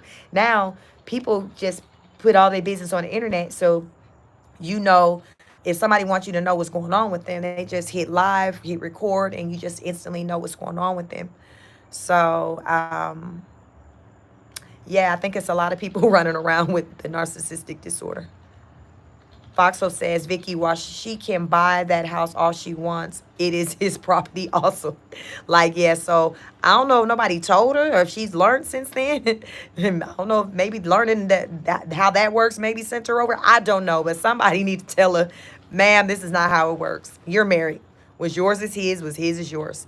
Laura says, our mental health care is lacking. I agree. Bomat says, Ray said on her live yesterday his ear hurt and she asked him if he slept on it wrong. Probably Roz getting everyone sick from his sore throat. She never took him to the doctor. Laura says, I think she fears abandonment, so she will do a preemptive bail to spell her fragile ego. Bromlena says, Laura's the best mental health care system I've seen are in northern European countries like Norway. My mind is blown by how advanced they are. Wow. Laura says Norway is a rich country. Addison says Hawaii is not a community property state. So I don't know. I didn't really catch where she was saying she wanted to buy the property. So maybe she wants to buy it in Hawaii. I know she said that they're moving back to Arizona in a year, so I don't see what sense it would make to buy it in property. And now you're going to have to be paying for the upkeep, and now you're going back to Arizona. So who knows, child? Who knows what's in the Rose mind? And Rose could be operating to where she's erratic, where her mind and her thoughts are all over the place. And that could fall in, let me see. That can probably fall in the schizophrenia symptoms, where she's just erratic, just bouncing all over the place, where her mind, yeah, it's just schizophrenia. It's you do a lot of crazy stuff. So look into that one with the symptoms of schizophrenia. So these new thoughts and ideas that she had, it could just be her mind just jumping all over the place. And once she maybe get treatment, the idea might even go away, because she's now, getting treatment. So her brain, her mind, her thoughts aren't all over the place anymore. Brolena says, Laura, I know they give their citizens $10,000 just for having a kid. Laura says, I think some confuse selfishness with narcissism. Yeah. Bo Matt says she kept the kids up all night telling them she was taking them to swim with the dolphins. Then when they asked in the morning, she told them no. Seems she enjoyed hurting those kids' feelings. I saw that.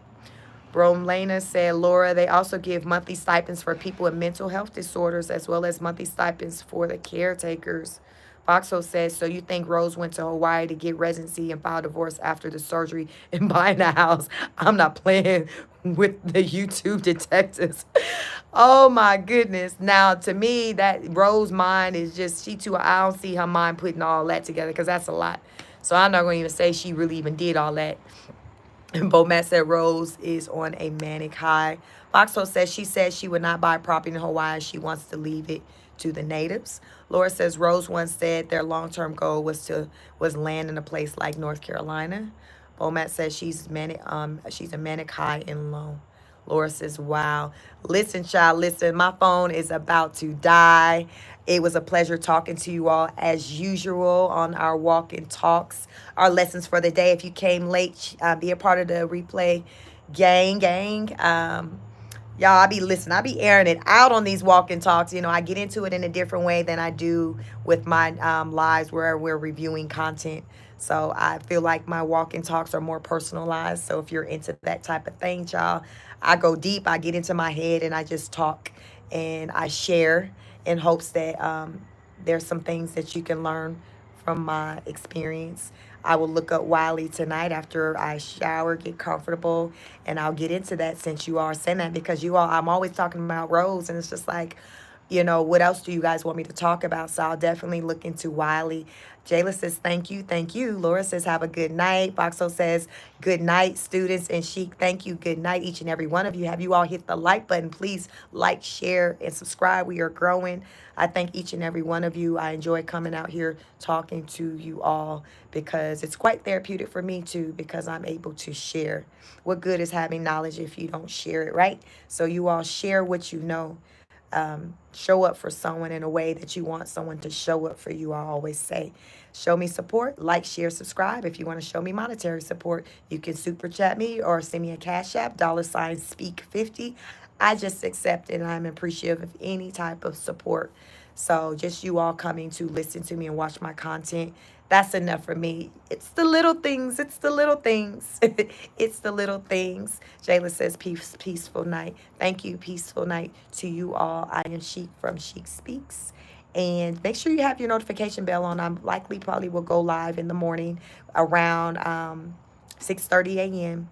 So look for me around 6:30, about 6, between 6 and 6:30. I would go live doing a morning, probably like a 15-20 minute quick morning, early morning workout. So if you can join, make sure you join. Usually those lives are only about 25 to 30 minutes because I do it before I head into my office. So I get it in before I start my day. That's how I start my day. I get in a good workout. So if you're interested in seeing that, make sure you have the notification bell on. That's going to be between 6 and 6:30. I'll probably go live around 6 o'clock a.m. So sometime around 6 o'clock a.m., go ahead and join me. And you, as always, you can always be a part of the replay gang and catch the live later. But remember, I want you to continue to move. Tulsa Cat said, good night, beautiful. Thank you. Good night. I want you to continue to move. Do something that makes you feel good. Remember, we have to take care of our mental health. We have to take care of mental health first and foremost. That child, that's priority. Mental health priority. Make sure you prioritize that because it's serious and far too many people downplay the importance of mental health, mental illness. It's real. It's real. So don't sleep on that. Take care of yourselves. And until next time, I am Chic. Peace.